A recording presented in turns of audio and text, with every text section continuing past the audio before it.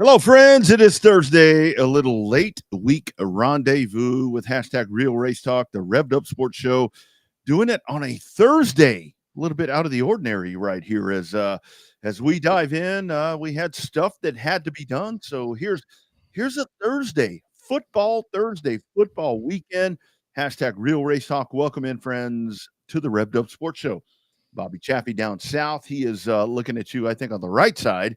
I'm Rodney Rodriguez over on the left side, and we have a great show planned for you tonight. Greg Carlucci Jr. is going to join us, Rowdy Chouinard, and then our man Alan Dietz for some good old bench racing coming up top of the hour, 7 o'clock. Bobby, how you doing down there, man?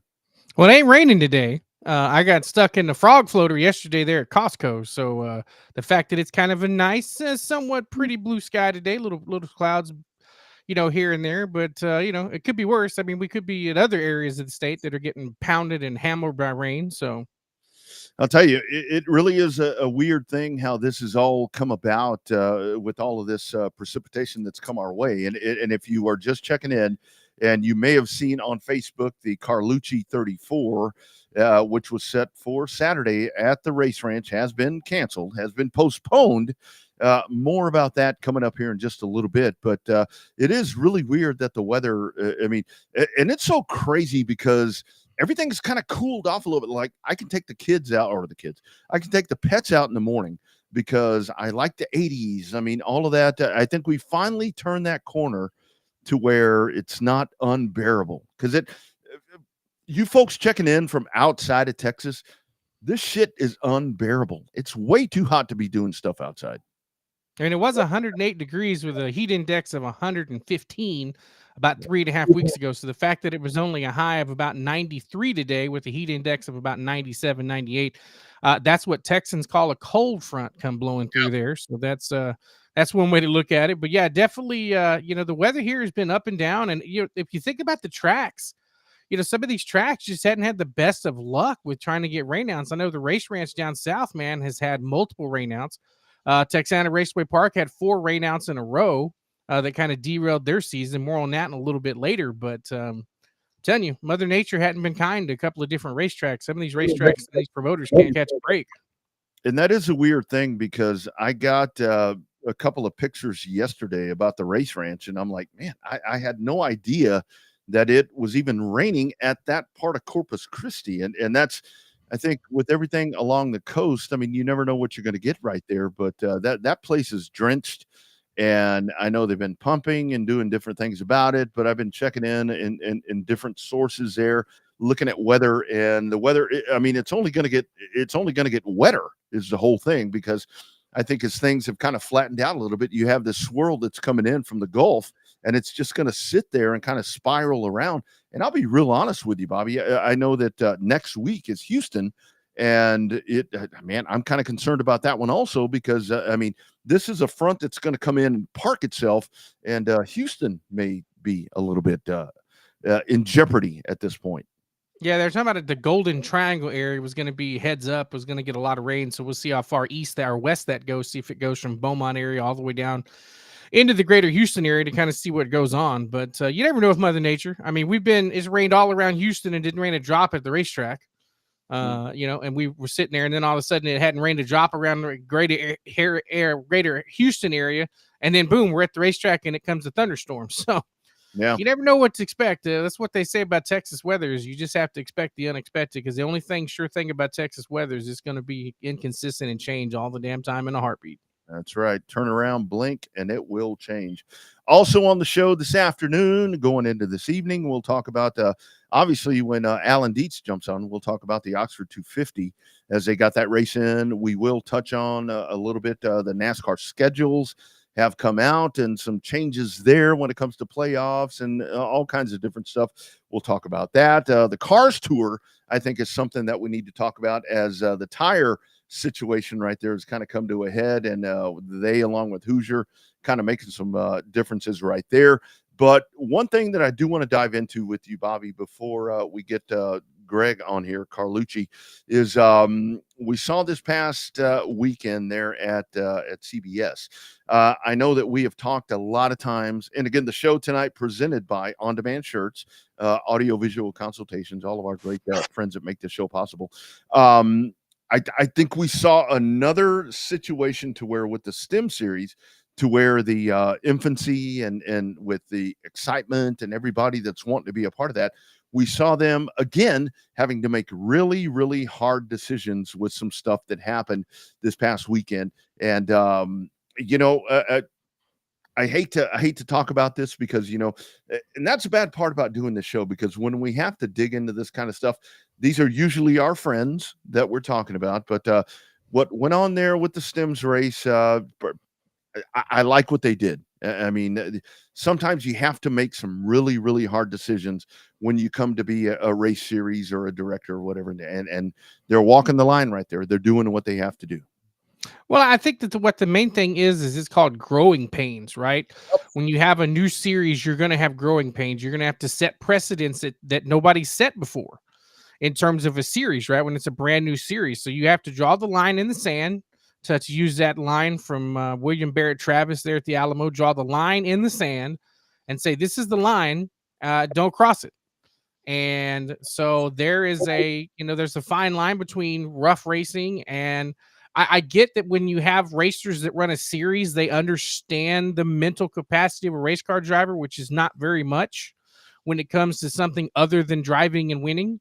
And so I think they took some of that into consideration. But I think, for it to reach the level that it did, I think they definitely had to make a call. Some people agree with it. Some people don't, just like every call in every racing situation. But I mean, I just think that it's an unfortunate speed bump that the series had to go through to try to alleviate that kind of actions in the future. They don't want to have a Bowman Gray type moment every single race. So I don't think anybody wants to have a Bowman Gray moment except for Bowman Gray every single week. Yeah. And the whole thing with that is it really comes down to with them. I mean, they do have to draw that line in the sand, because it's one thing that, I mean, when you get out there and you're going to race that way, things are going to happen on the racetrack, and some guys and ladies race with emotion, and they race with everything that they have to bring to the table. And it's really hard to dial it back. I mean, I've been in that spot to where, you want to do what you want to do, but I mean, you can't. And I do think that one of the things that I was so impressed with this past weekend, when on the NASCAR side, was for all the people that dislike Kyle Busch, the fact that, I mean, I was waiting. I'm like, okay, Kyle, here's, notch that 20th straight win, get yourself into the playoffs. He didn't do it. He did the right thing. And I think that a lot of times it's really hard to bring yourself back to that. Well, I think Busch is more concerned with getting the 20-year streak than he is about making the playoffs because he's so far behind. Yeah. That's a whole nother issue that fired up all week. Harrison Burton, the lowest full-time driver in the points, wins the race at Daytona, qualifies for the playoffs because they don't have the top 30 rule anymore. But we'll get into that a little bit later. But I think that I think that the industry as a whole learned a lot from the Austin Dillon incident. Yep. I think they learned that there's a line that you don't cross, and I think that they're as long as the cup drivers, which are the superstars of the sport, and they're the ones that have their eyes on, despite these short trackers that say they don't race, they don't watch, and all that good shit. They watch because everybody's got a damn opinion on it. The ones that say they never watch every week got some kind of bitch and moan about it. Yep. But it's like, they're setting the precedent up that high level that stuff's not appropriate anywhere outside of Bowman Gray. I mentioned that again because I had a couple of people show me some videos from Bowman Gray. Those people love it. That's a unique market. When I come to a racetrack, I don't come to watch a circus. I come to watch a race. Now, granted, sometimes when those antics happen, it makes our job as announcers a little bit easier. But, from a race fan perspective, I'm not sure I really enjoy those guys chasing each other around inside the pits and all that stuff with them race cars. Yeah, that's stupid. So the words from Kyle Busch after Daytona, here's what he had to say. Second, it's all good. We're really lucky. So all good. Just real proud of everybody. Randall, all the guys, everybody at RCR, ECR. They did a great job and brought a fast car. And, was hoping that we could get those free number 8 specials on Monday for everybody, get some chicken tenders rolling, but wasn't meant to be. So we'll take this. And got a good little stretch here going with these last 3 weeks and hope that we can do what we need to do next week. Now, quick take on the final lap. What could you have done different now that you've seen it? You haven't seen a lot of it, but what do you think? Yeah, no, I haven't seen any of it, but just from what I recall, we got off at 2 and somehow the bottom lane got misconjobulated and broke all of our momentum, and the top lane just rolled. And so once they got in front, with as little as energy as there was, with the lack of cars that there were, it was hard to make anything happen from turn 4 to start finish. So besides just flat out wrecking them, there was nothing else I could do.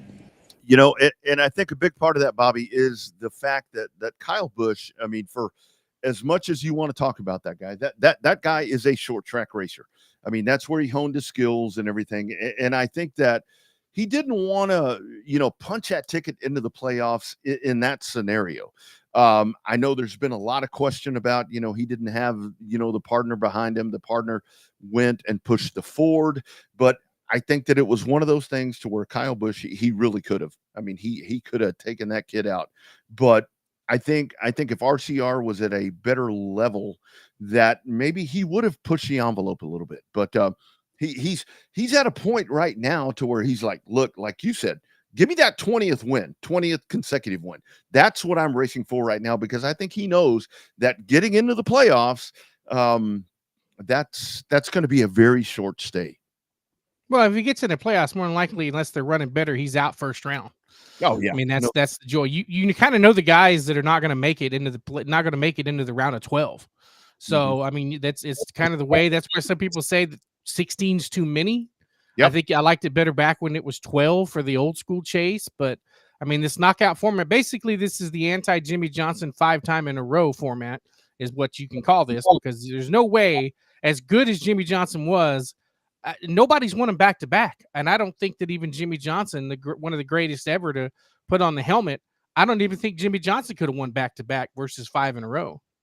Yeah, I mean, there's no way. There is absolutely no way that would have happened. So again, I applaud Kyle for what he did right there. And it's one of those things to where going into Darlington this weekend, and we'll get further into this as we go into the show, but going into Darlington, I mean, how can you not root for that guy, especially after that? It's like, I really want him to get in. I sure as hell want him to get in before I want Ace Dillon to get in there. So I don't know. I mean, it's I don't know. It's a weird time in racing right now when people are like applauding Kyle Busch. Well, it's been that way since he started driving in a Chevrolet. So maybe it's because he's not driving that foreign manufacturer no more. Yeah. Waiting for Greg Carlucci Jr. Yeah. It's a lot easier. I mean, people like him a lot better when he's driving one of the Chevrolets. Waiting for Greg Carlucci Jr. He's working to try to get on with us. I know he's heading to a football game. I may go to the old phone to get him on here, because I want to talk to him. Because if you missed it, the Carlucci 34 has been postponed, but there's more to that. There's a lot more to that. Are you breaking the news to him on that? He knows part of it, but he doesn't know all of it. So okay, good. That's why I'm hoping that he's able to get on. So I may have to go old school and try to dial him up here in just a little bit. But again, the show presented by On Demand Shirts, audiovisual consultations, our great friends that are doing really, really cool things. And I think that we may have the man himself about to dive in here. So I'm going to the line right there. There he is. It is the man himself, the Luch, Greg Carlucci Jr. How you doing, brother? What's up, guys? Aren't you supposed to be on the road to a football game? Please tell me you didn't stop. No. We're gonna go that way. I'm all dressed up in my dad gear, so we're gonna head that way right after. My man. We got time. Yeah. Gonna be a good game. Gonna be a good game. All right. How cool is it for you being a dad and you get to football and all that? This is where everything kind of changes for me, because it's like I do football stuff, I do sports stuff, and then when football starts up, it's like, okay, here we go. It's a whole different world. Yeah. Well, my daughter's second-year cheerleader, so it gives me a good excuse to go to the football games. You know what I'm saying? Popcorn and nachos. My man. She's my last one, so I got 3 more years, and then I won't have any more excuses. Love it. Full-time racer. So how does that, before we get into the racing, how different is it when the cheer stuff versus the racing stuff with Ryan? Like, is it both competitive nature? Because I know some really competitive cheerleaders, but it's got to be a different change of pace between racing with Ryan and racing, and then doing the cheer with the youngest one. So I did racing with Ryan, and the carts started, and then my middle daughter Caitlin, she was a racer. She got a championship, big trophy. Allie, she had nothing to do with the racing stuff. She said, "Dad, I don't want to get in the go-kart." I said, "Just take some laps. You might like it." She said, "Nope." And so I thought she was going to be my tomboy, but she's been my girly girl ever since. And so now she's doing the cheer thing. So it's back and forth. You know, the racing deal's been my whole life, but getting into this cheer thing is pretty competitive. Like you said, these girls are crazy athletic. When they say cheering is not an athletic event, they don't know what they're talking about, because I see some of the stuff these girls do, and it's wild. Greg, cheer and dance. I had a kid in dance, and it's like, man, they're like us at the racetrack. It's like, oh, okay. And the parents are like the fans at the racetrack. Yeah, living their dream through us. So, or we're living their dream through them. So Greg, talk about it. You're down there. You sent me some pics last night. That place looks like hell. It's very, very wet. You can't pump it out. It's one of those things. It's a very legit cancellation. I mean, there's no way to race this weekend. Yeah, I got some recent pics. The track, you know, of course the track looks okay, but it's everything else around it. The infield, the pits, the parking area is still underwater. And I know those guys have been trying, but maybe, you know, can't complain. We need some rain around here, just like we do, you know, all over Texas. So I'm not going to complain too much, and maybe it'll give us some more time to raise more money and promote it even more. I know Owen's giving me little tidbits of what he's got in store, and he's got something that he's planning, and he's going to include this in it. And so I think it's going to get even bigger, and we can just raise more money for the drivers. And I know, like the lap sponsor deal, we've got like $1,500. I raised like $600 on the side, also on top of the $1,334 and the 134 just to start the race. So it's going to be a good deal no matter what. Yep, absolutely. So, Greg, before we get into the breaking news that we have for you, how cool is that to see everybody just get involved, whether it be trying to add to the purse, add these lap sponsors, stuff like that? It's like just random people that you wouldn't even expect to be sponsoring a lap says, here, I'll do lap number 5 because that's my car number. I'll do lap number 15 because that's my other second favorite car number. How cool has that been for you to see everybody donating to the race? It's cool. You know, I got a big taste of it last year, you know, the inaugural. See so many people come out, give money, you know, people, and then they would send me messages on the side. Hey, I just gave money for this. I met your dad back in 70, 80, you know, and they might not even been, you know, longtime racing fans, but, you know, it just been one night that they had, you know, they ran across them and they had, you know, memories of them, good memories. And so they say, hey, you know, I want to throw some money towards it. And that's pretty cool. You know, that memories go back that far and people are still, you know, throwing money towards it, even though they don't go to the races now. Yeah. I think that's one of the coolest things about this event is the fact that when we have this race, there are so many people that are still involved. I mean, I know, like in Austin and San Antonio, sometimes you have a big event and it's like people are like, who's so-and-so? But every time I go to the ranch, it's like Carlucci's. I mean, you name the names, and it's like generation after generation after generation, and they're still there. To me, that's one of the coolest parts. Yeah, I was thinking back the other day, you know, as this race is coming, it's been almost 50 years in South Texas that there's been a 34 on the racetrack with a Carlucci behind the wheel. You know, and my dad started that back in 78. And there hasn't been a year since that there hasn't been number 34 on a track somewhere in South Texas. So for them to pay tribute to that and to recognize, you know, my dad's efforts and even though he didn't race dirt a whole lot, he raced Riverside and he raced up at Dixieland in Victoria. And, you know, he's done some dirt racing. He raced here a little bit. But, you know, most of the people that race dirt now in South Texas came from asphalt. And so they all know and they all remember and they all know everything my dad did for the sport. So it's really cool to see so many people coming together, especially, now the car counts have been down. And I was really excited for this weekend to come because I had a feeling it was going to be a pretty good turnout. So Rodney, I'll let you go back to back on this because I know you're itching to do something over there. Yeah. So Greg, I think you know that the race has been moved. I mean, the Outlaw 34 has been moved to December. So here's a look, and this is like right off the press. I know that you know that part. But here, I know it was postponed to a later date, but I wasn't sure exactly when. Well, here we go, my man. And this is breaking news that you're going to find out right here. So what has happened is the South Texas Shootout has been moved to November. And again, that's a big race in and of itself. The Outlaw 34 now takes over December 12th, 13th, and 14th. That is going to be the marquee season-ending event at South Texas Race Ranch. And get this, Greg, whatever money that you may raise for lap sponsors and all that, to win that race, factory stock 34 laps, it's $3,400. Oh man! And then the rest comes in, my man. This is cool. That's really cool. That's your race promoter down here, my man. That's always been my favorite race of the year. That December race, we finally get to race in some cooler temperatures, and the atmosphere is always cool to see all the cars come from all over Texas and Louisiana and up north, and to know that the name of the race has been changed to that, the season ending race. That is pretty cool. Yeah. Isn't that one of those things to where it's like the end of the year? I know all the time with the shootout, you get a lot of factory stocks because it's always a really good purse. I mean, it's always a really good purse. But now it's kind of a wide open date. That is a December Corpus Christi race celebration right there.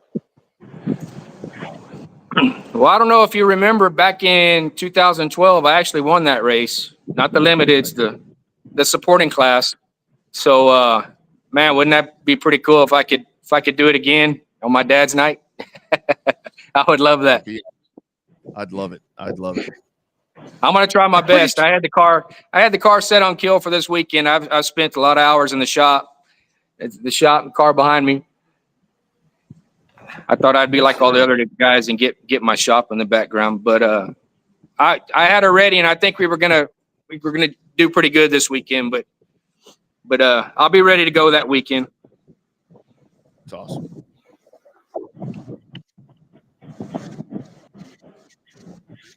Oh, my turn. Sorry, I was reading something on the screen. Sorry. So Greg, now that the shock is out of the way, you mentioned getting the car ready. How long has it been since you've been in a race car here recently? It's been a hot minute, right? I raced a couple times earlier in the season. We haven't had a chance to race with work schedules and finances and everything else and weather that's kind of interrupted. The nights I could race, we get rained out or what have you. So times this year, and then Ryan's only got to race a couple times. So we've kind of shared it. I told him at the beginning of the season I was going to try to get behind the wheel a little more, and I really haven't gotten behind as much as I wanted to, but I wanted to knock some of the rust off, and it's about time we get back in victory lane. So I mentioned that win a race time and guys won races at. And when you don't win, I finally get one, in the bag. And I even saw him get a little emotional. He won't admit it, but I saw him get a little emotional. And, and that was just a to get back in winner circle, and we want to get back there bad. So I've been working hard, and we're going to get there. Yeah. He jumped out of that car, Greg, and I kind of saw him kind of wipe some tears away. He came over and was kind of joking around about being a washed up asphalt guy, whatever the case was. But it really was a big deal for him. And I think for you guys, like we're talking about, I mean, it's a big deal for you guys to win in Corpus. Yeah, we talk quite a bit. We used to be bitter enemies, but now, we're cool. Past is the past. And yeah, when you we're still racers at heart, and we're used to winning, and we're used to doing good. We're very, very competitive, and time goes by and you don't get that win. When it finally does come, it just feels good, especially all the work you put into these cars. And I ass off on their cars, and 2 decades old, and they're out there competing with, $30,000 factory stocks these days. And so biggest thing. And it's the same for me. I've got an older car, and that's all we've ever raced. I can't go out there and buy speed like, some of these other guys. We just work on our own stuff and figure, as fast as everybody else. And those guys figured it out, and it's good to see. Just like CC Speedway, my man. Keep grinding and make it fast. That's what you guys do. And it's I'm so glad that y'all do that. And I got to tell you, that December race being the Outlaw 34 is badass. That is holiday month, and we're going to celebrate in Corpus, my man. Sorry it got canceled. I'm going to have lots of energy. It's not going to be 100 degrees out, so right. I'm going to be feeling good. Cannot wait. Spending the holidays in Corpus with you guys.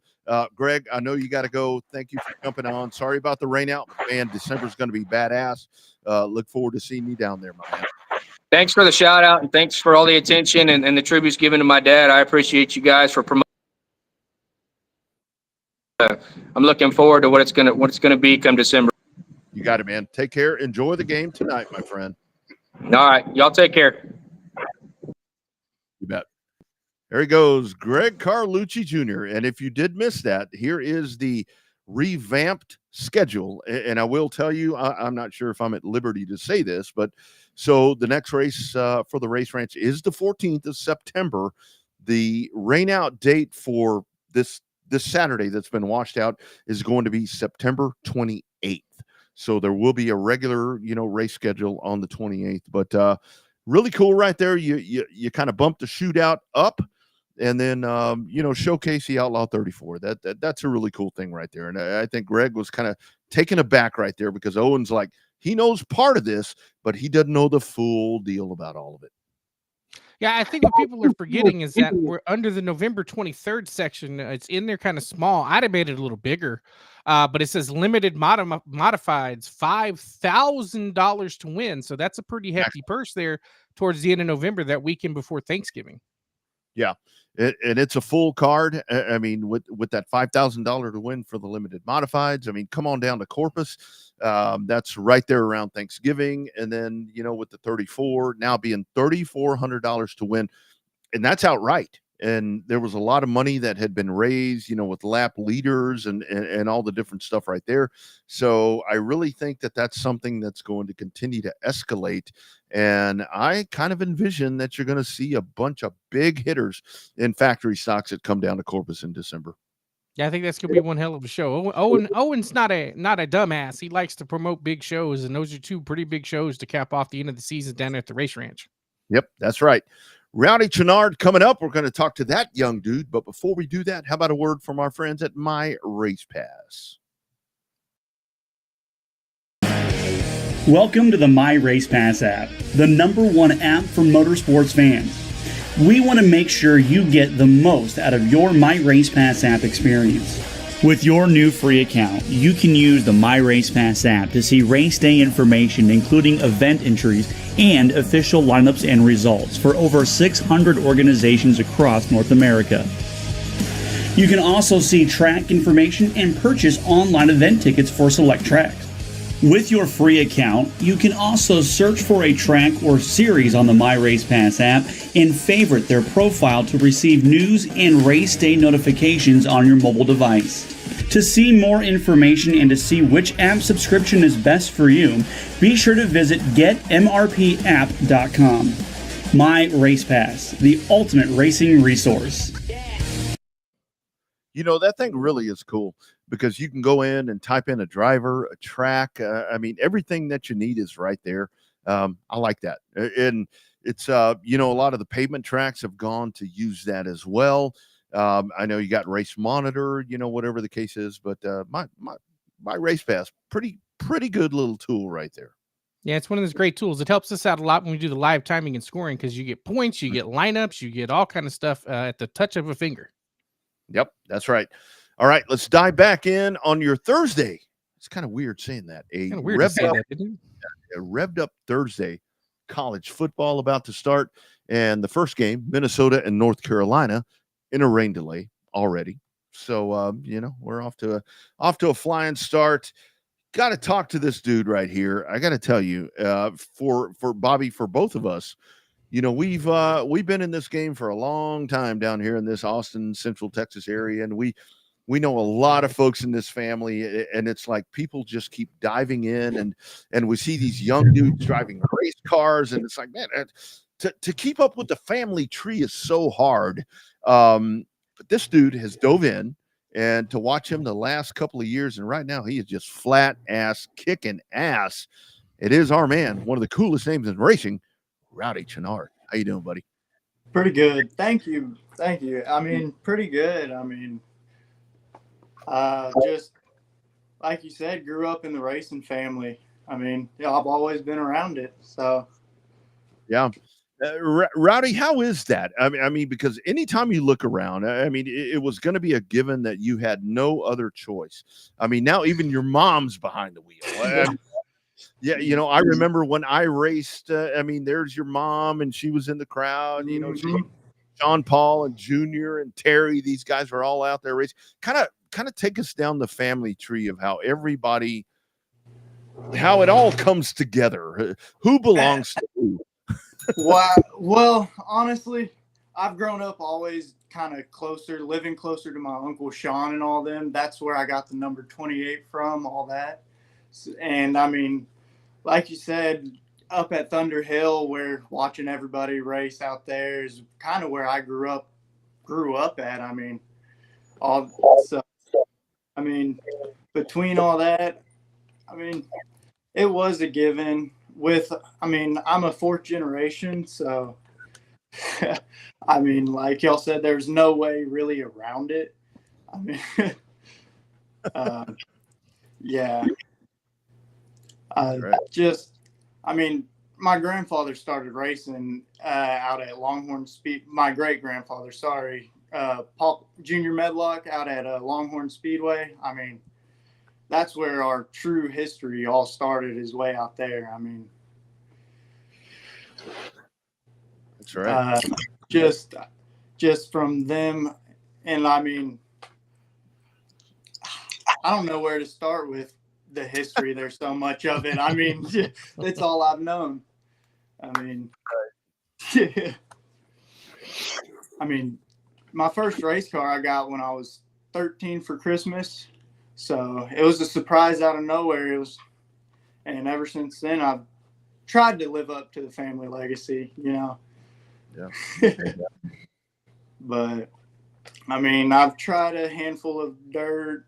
I mean, with there only being H&P now as an asphalt track in Texas, it's kind of hard to get that asphalt side like the rest of the family did.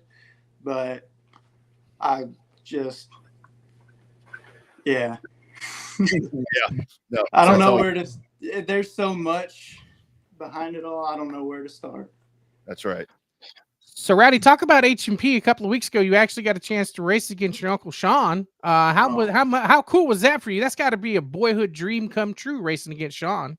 Oh yeah, I mean, just even being out there on the track, it was just having me shaking, different type of just excitement, kind of just trying to see what the guy I've always been looking up to, all that, just see what he's like behind. I mean, and just watching him on that, just right off the start, going into 3 in the feature last time. That was just, I had a front row seat to it. It was amazing. I mean, yeah. I mean, I wish we didn't get the dirt setup figured out as much as we would, because we would be going out there a little bit more often. But with having everything figured out on dirt for these past few races, I mean, we don't want to risk it. Yeah, no doubt. So Rowdy, talk about that part for you. especially you as a young driver. Kind of talk about that transition, because so many, like for Sean, I mean, for Crazy Horse, for example, it was a guy that, I mean, he and I, a lot of great races that we had together.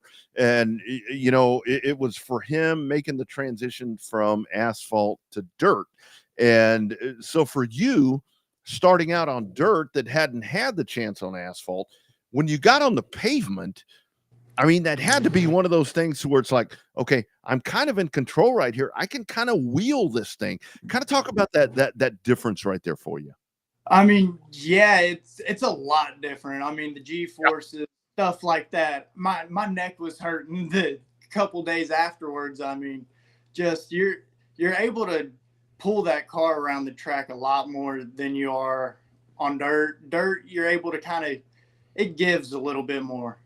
I mean, yeah. I've found the wall on dirt and somehow on asphalt there. And I mean, I can promise to you, it hurts a little bit less on dirt. Yeah. But I mean, you're able to drive it into the corners just that much harder on asphalt. I mean, you got so much more grip. It's weird to explain because it's a whole different animal between the asphalt and dirt. You drive them completely different. You got to be a lot smoother on asphalt than I mean, literally every little tiny little twitch you do in the steering wheel. I mean, I learned it'll change up your whole entire car's line driving a little bit. I mean, it's different. Yeah, no doubt. Yeah. Some people make it look really easy, but it's not quite that easy. Speaking of make it look easy, dude. So talk about your runs here the last couple of seasons there at Cotton Bowl. Obviously, you're the outlier racing on the dirt and getting all that set up, rock and rolling. But talk about your track record there at Cotton Bowl the last couple of years. I mean, I had an amazing rookie season. My first ever time in the front wheel drive sport compacts. I mean, was able to get a championship my first season. Everybody says that's a season to beat, and I mean, still trying to beat it. There's no doubt about it. And I mean, that first year was definitely probably the smoothest year. I mean, second year we made a major jump up to sports mod, and those are crazy animals. I mean, yeah, just made a major jump and just kind of wasn't the thing for me. So got lucky, entered in one of the raffles for the factory stock and won it. And ever since then, we've kind of just been trying to dabble kind of all around on dirt, just wherever we can go, whenever I have a weekend off or something like that. I mean, but these past 2 years have been kind of the first year in the factory stock. We tried to do a little bit. We were just learning the car, honestly.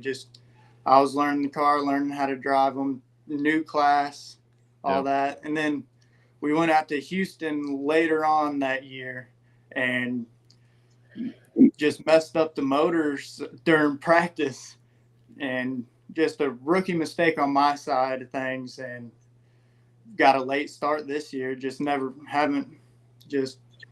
Haven't really had time to get the momentum that we really needed at the beginning of the year until about now.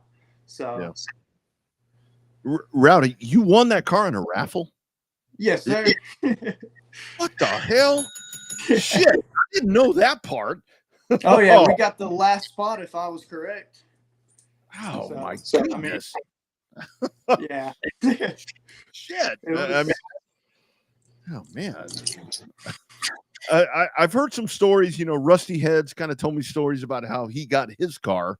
But man, that kind of similar situation right there. Let's talk about the Cotton Bowl part. I mean, because when it comes down to it, with the factory stocks at Cotton Bowl, there is never, I mean, because you've got the core group of guys that are going to race out there. You got Homeyer, you got Sims. I mean, now Taylor Stewart is a great competitor out there. But then every now and then you get Johnny Torres and all these different dudes and ladies that show up out there.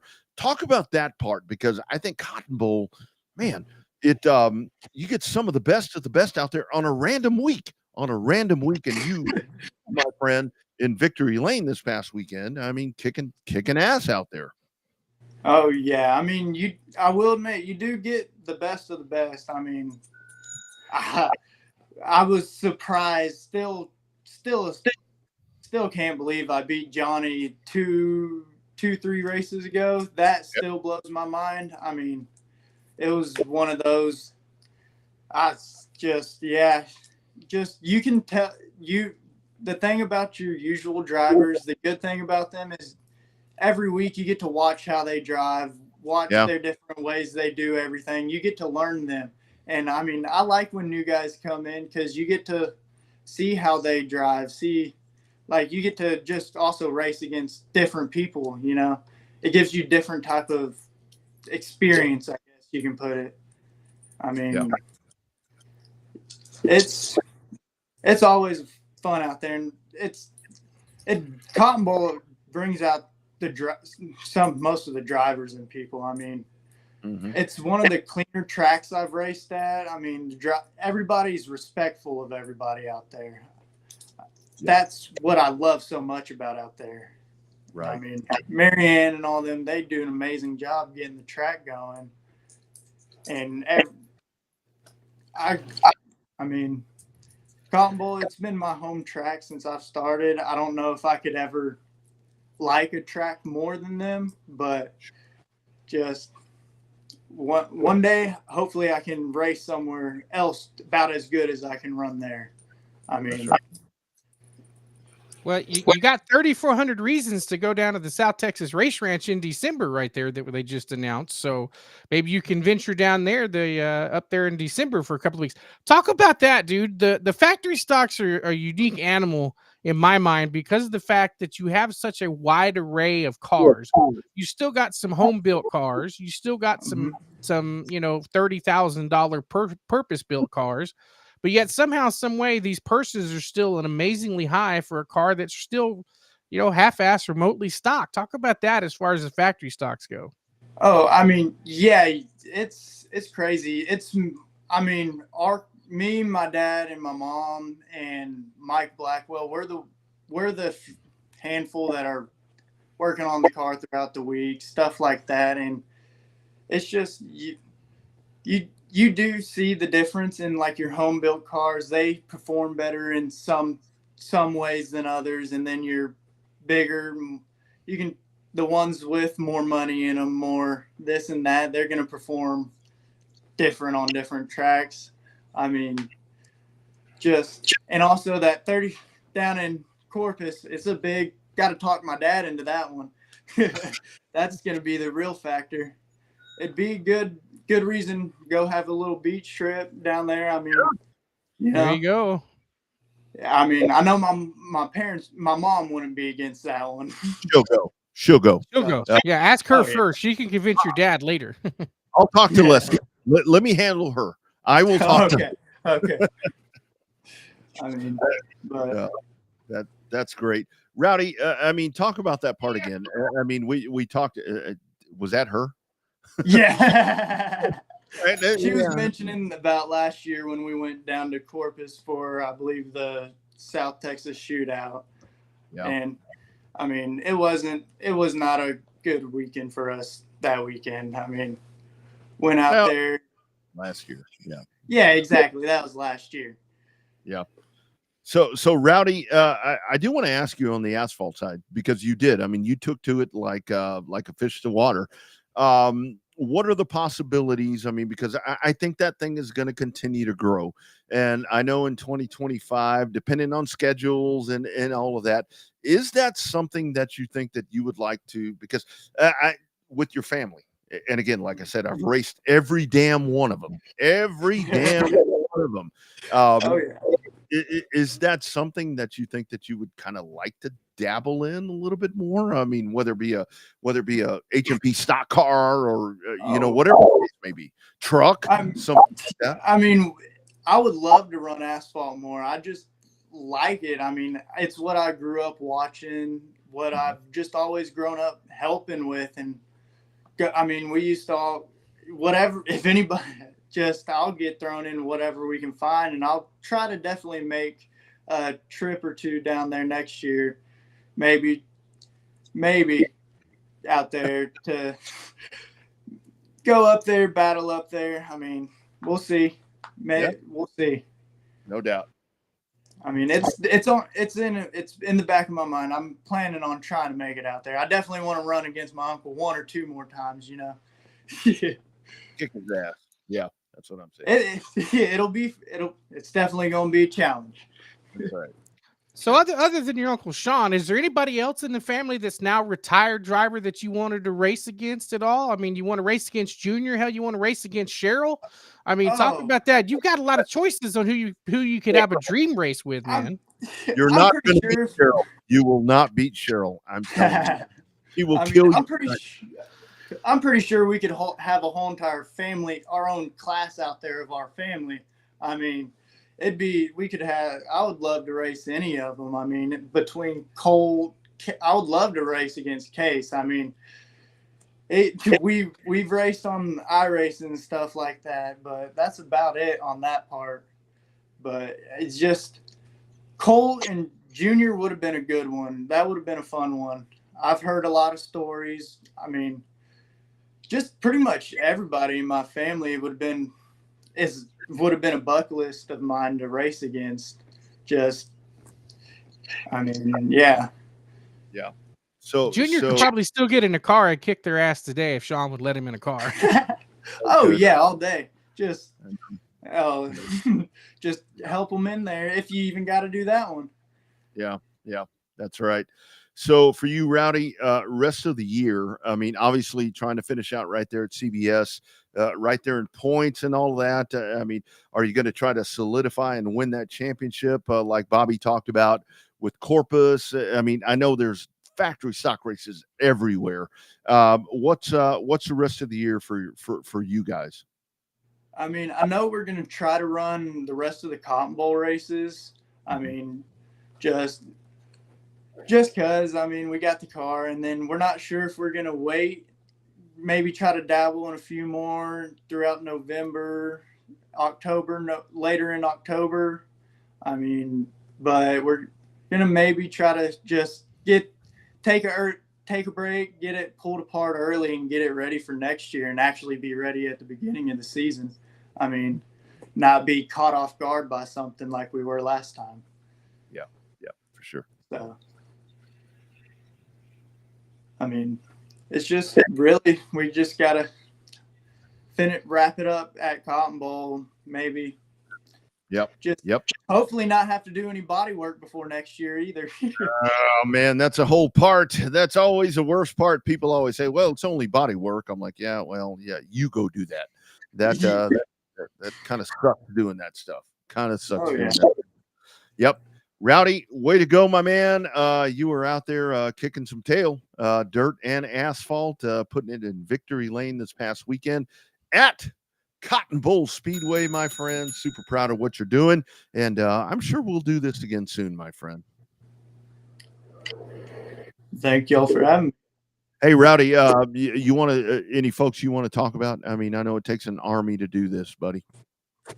I mean, I would love to thank, of course, all my sponsors, you know, Neil Kemp with Club 20 Suspension, Mike Blackwell with Blackwell Racing Engines. Of course, my dad. I mean, if he's not at work, he's at home in the shop, and me and him are out there just trying to get the car ready, trying to get mine or my mom's car ready for the next race to go out there and just hopefully get it up there in the top 3. I mean, and I don't think I'm forgetting anybody. All In Designs, of course, for the numbers, stuff like that, and Paul Davis Restorations. Yeah. I Good mean, stuff. Yep. I got to ask you, how is your mom in the pits? I would see her in the stand. And how is your mom as a driver? She's kind of fiery. I mean, when I saw that she was gonna be racing, I'm like, oh shit, here we go. Look out.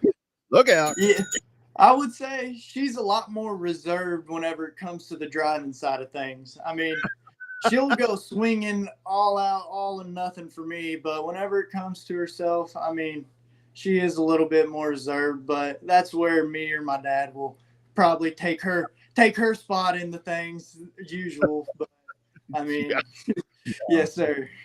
Yeah, I seem to recall that very thin, long-haired lady coming at me, pissed off that Sean and I may have had an incident on the track before. So, yeah, really. Oh yeah. I mean, all right. Oh, Way to go, dude. We'll do it again soon. Go win that championship and keep doing what you're doing, brother. Thank you. We'll try. You got it. Take care. Yes, sir. You bet. There he goes, Rowdy Chouinard. Just another one, man. And Bobby, that is that whole thing about why we love this sport so much. It's like they just keep coming. They just keep coming. And the cool part now is now you've got, I mean, I know Rowdy's obviously a man, but now it's like the girls. I mean, it's like daughters of whoever that are now aggressive, really good racers. And those folks have been doing it a long time. And that kid right there, and let me tell you something about Rowdy. He that dude don't bullshit around. He is really, really good. Well, I mean, it's in the tree, right? I mean, you know, it's almost in the blood. Like you said, that whole family tree, when you think about how wide it goes, it's not just one straight arrow down. I mean, that family tree branches out pretty good. And most everybody in there has at least one championship on some level of racing, whether it be local or national. So they, you know, that family knows how to get it done over there. Yeah, they do. I like how you mentioned Cheryl. I mean, many times. I mean, Golden Girls or whatever they were called back in the day. She could have beat the dudes. And you remember Mary Ann was a Golden Girl. She came out, kicked our ass in the street stocks. I mean, I think Cheryl James would have done the same damn thing. Yeah, I talked to one of my buddies. He sent me a message the other day out of the blue. He says, "Hey," he says, "I got two guys that want me to tell you that I'm working with them today. They were working on some kind of movie set." I said, "Well, who the hell is it?" He says, "It Ron Chambers and Danny Stewart wanted me to tell you hello." Man. Danny Stewart. I was like, the stories they could tell right there. Oh my goodness, man, that is old school right there. We got to get Ronnie Chambers on here. I don't know about Danny. Danny may be kind of a little standoffish to kind of talk about the things that he's done, but yeah, Ronnie. I mean, get that dude on here and have some conversations with him. Friends, you see it right up at the corner of your little viewing box right there. I want to tell you about Team Texas. That's powered by Connectus, and that is David Starr's driving school over at Texas Motor Speedway. Lots of different packages that you can be a part of right there. If you want to go out there, you got a corporate event. If you have a team building, whatever it is that you want to do with something like that, that is the best place to do it. You go out to Texas Motor Speedway and you have full access to NASCAR style race cars. It is all race cars and they are situated with RCR engines in them. They haul ass. You can go 160 miles an hour. If you don't want to do that, you can ride with David or ride with one of the great instructors out there and just have a really good time. And if that's not enough, you can actually get in there. There's a limo. They have a limo where they took one of the race cars and they cut it in half and they put stadium seating in there. You know, stadium seating, I say, but it's racing seats. And you get to drive around Texas Motor Speedway, just kind of checking out the banking and everything right there. It is Team Texas, powered by Connectus, David Starr. Continuing to give back to racing. If you happen to be interested in that, DM me or message me at some form or facet, and I will hook you up with the right folks that will get you on the racetrack. Not only that, there's more, and there's more, as they say on those commercials. If you have a bachelorette party, a wedding party, whatever it is you want to do, a weekend getaway, they can set you up in a condo looking over turn 2, and it is dressed up just like you would want it to be for racing. It is Team Texas Driving School, David Starr, all the great folks out there. Check it out, and you will be glad that you do that. Really, really cool stuff. I've done it. It's a hell of a lot of fun. I wanted to drive the car. I'm like, take the governor off. I want to go faster. They go 160. You can drive up to 160 miles an hour. I'm like, I want to go faster. David's like, don't do that. He's like, no, you can't do that. So Team Texas doing really, really cool stuff. Check them out. Yeah, it's a lot of fun. I got to get myself up there in one of those limo seats. Man, they're fun. They take you up on the banking. And for all the folks that bitch about TMS, when you do that, you can actually see the differences in turns 1 and 2 and 3 and 4. When they made the changes in there, I mean, it's like really weird getting up in the banking. So, yeah, really, really cool stuff. Also, got to tell you about, of course, there's that's South Texas Race Ranch that we talked about. We also have to tell you about this one, Bobby. This is what I'm looking forward to right here. Texana Raceway Park firing back off September 7th. A lot of money on the line for the hobby stocks, my man. That's right. Texana Raceway Park roars back into action Saturday night, September 7th, as you see on the screen. Hobby stocks race for $750 to win. Also on the show card, go-karts, e-mods, racing for a good purse, limited mods, and factory stocks. They're also going to run the very special Dwarf Car Race Series of Texas Powder Puff Spectacular. You watch the ladies of racing race for glory in the DCRST cars. Fun for the whole family. Here you see $1 hot dogs, $1 soda, kids, car rides at intermission, adult general admission $20, senior military $15, children 5 to 12 $2, kids 5 and under are always free. Gates open at 5, racing starts at 7. For more information on payouts and rules, find Texana Raceway Park on Facebook.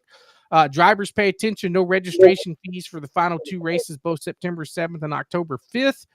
Bring your car, bring your family, and have a good time there in Edna, Texas. Come on down Texana Raceway Park. There you see it September 7th, 2024. Be there. Man, I'm so glad that they're getting back after it once again. And I think that they've done a really good job right there, that they are diving in with that division right there with the money to throw into that, because you can pull in some of the 105, you can pull in some of the Corpus stuff. And I think that the whole thing with this for me is that folks need to dive in with Texana. And we'll pull that up once again. I mean, it's really a big opportunity. DCRST is going to come in, and they always bring a lot of cars. And I think that for the folks that love TRP, you got 2 opportunities right here to really show them. And I'm not saying that TRP is going to not be around in 2025, because that's not the case. We had Cord Beard on here a couple of weeks ago. They're going to be around, but I think the thing is, with the 2 dates that are left, Bobby, you go out there, you show out, you have excitement. I mean, go out there and do what you're going to do. They're only going to want to give more dates if they can bring a big crowd. That's right. I mean, they show up just like the deal with Rockingham announced today. When you have the Xfinity cars and the Truck Series running there on Easter weekend, you know, if the crowds show up and everything else, you got a chance to get a cup race back at Rockingham. Same thing with Texana Raceway Park. You come out and show out, have a good crowd, have a good car count there on September 7th and October the 5th. I mean, that's just boding well for good things to happen there in 2025. Yep, that's right. And that really is the whole thing, because like with Rockingham, they have tried to open that place up before, you know, with the outcry of folks that wanted to go there, and they tried it and people didn't show up. So I think for Texana, here is your chance to show up and show out and prove to that staff that you want that place around. And that's really what needs to happen. All right, guys. Alan Dietz set to join us here in just a little bit. We'll talk a little bit about racing around the region. We'll talk the Oxford 250 that he was on the call for this past weekend. But before we do that, how about a word from our great sponsors?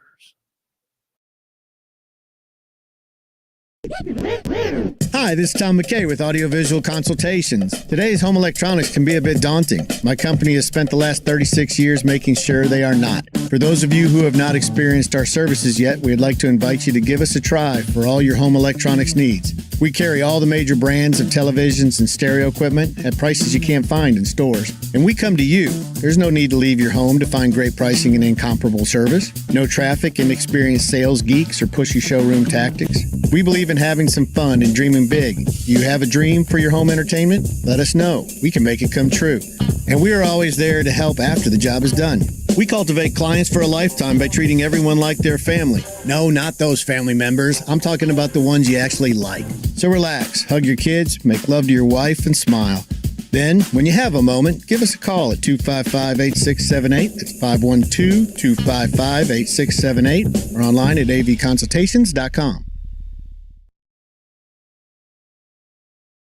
Labor Day weekend grassroots racing fix. It all begins Friday with the Maynard Troyer Classic at Spencer. Saturday and Sunday, the World Stock Car Festival returns to Winchester. More on Saturday includes the Walls Platinum Series at White Mountain, the late models at Cordele, and must-see racing sprints in Owasso. And on Sunday afternoon, Pro Stocks go for $15,000 at Wiscasset. Catch it all and more this Labor Day weekend on Racing America.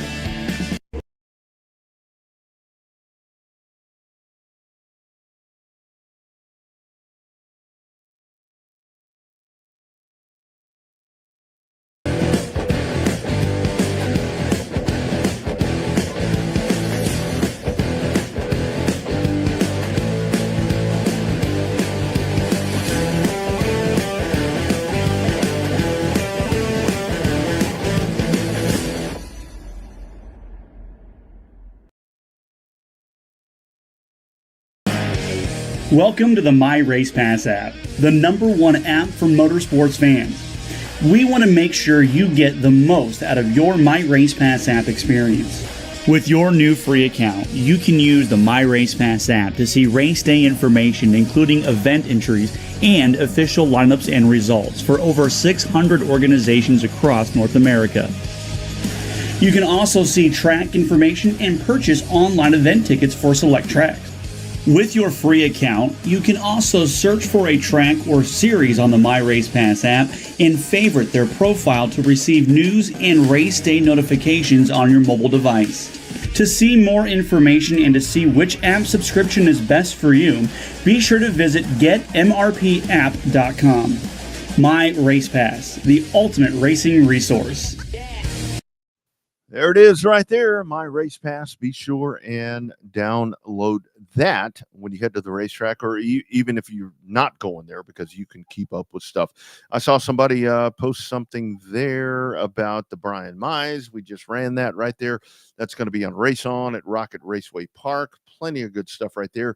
Plenty of good stuff on Racing America. If you happen to be joining us late, the Outlaw 34 this weekend at South Texas Race Ranch has been postponed, we'll call it. That whole night has been rescheduled. The makeup date is September 28th. But the big story that we broke with Carlucci right there is that the Outlaw 34 will now become the marquee event in December as the South Texas Shootout moves to November. And $3,400 to win right there for the factory stocks. Really big deal right there. Happy for Greg. Happy for all the folks in Corpus. Yeah, lots of cool deals. That's going to be a great way to end the season down there at the race ranch. Yep. Really, really big thing. Before Alan Dietz joins us, and thank you all for being a part of it, and you can chime in as we've got our live chat that is always up and going, and all the archives at revvedupsportshow.com. Bobby, let's dive in. Let's talk a little bit about the new now. I did want to ask you something. So when we talk about factory stocks, I didn't want to ask Rowdy about this, but I saw that this past weekend at the $2 Pistol Speedway. I'm not sure where that is. I think it's Louisiana. I don't know where it is. Hell of a name for a racetrack. Yes. Very, very good name. When we talk about factory stocks and about what they are and how they've evolved, when you start running topless races for a factory stock, to me, that's you're kind of flirting with being a limited modified at that point. I think. Well, the aesthetic just doesn't look good. I mean, you can't run a convertible factory stock and expect it to be safe. I've never understood some of these convertible races anyway. At least some of the guys with the limiteds and stuff that run topless there towards the end of the year, they have some kind of plates or something up there, some kind of plexiglass to keep from getting pounded by rocks and dirt and all that stuff. Yeah. I'm just not a fan of topless stuff. I mean, race car topless stuff anyway. But they definitely have a way to just look a little differently. But yeah, a topless factory stock just, I don't know, just doesn't seem to. I mean, I guess it would help you differentiate between all the other stock classes that are running that night that look like a metric Monte Carlo. But I don't know. For me, it just doesn't. It doesn't happen for me. And that's the only point I guess that you can make for that is that you don't look like a stock car. Street stock, whatever. But I mean, when we talk about factory stock, and that's been a conversation that we've had for so many different shows on here, is it's a stock car, whatever. You start taking the roof off. I never, ever, ever, ever, ever, all the years that I raced stock cars, I never freaking thought about taking the roof off. We may have chopped the top a little bit to make it, kind of cut the wind a little bit better, but I never, ever thought about taking the top off.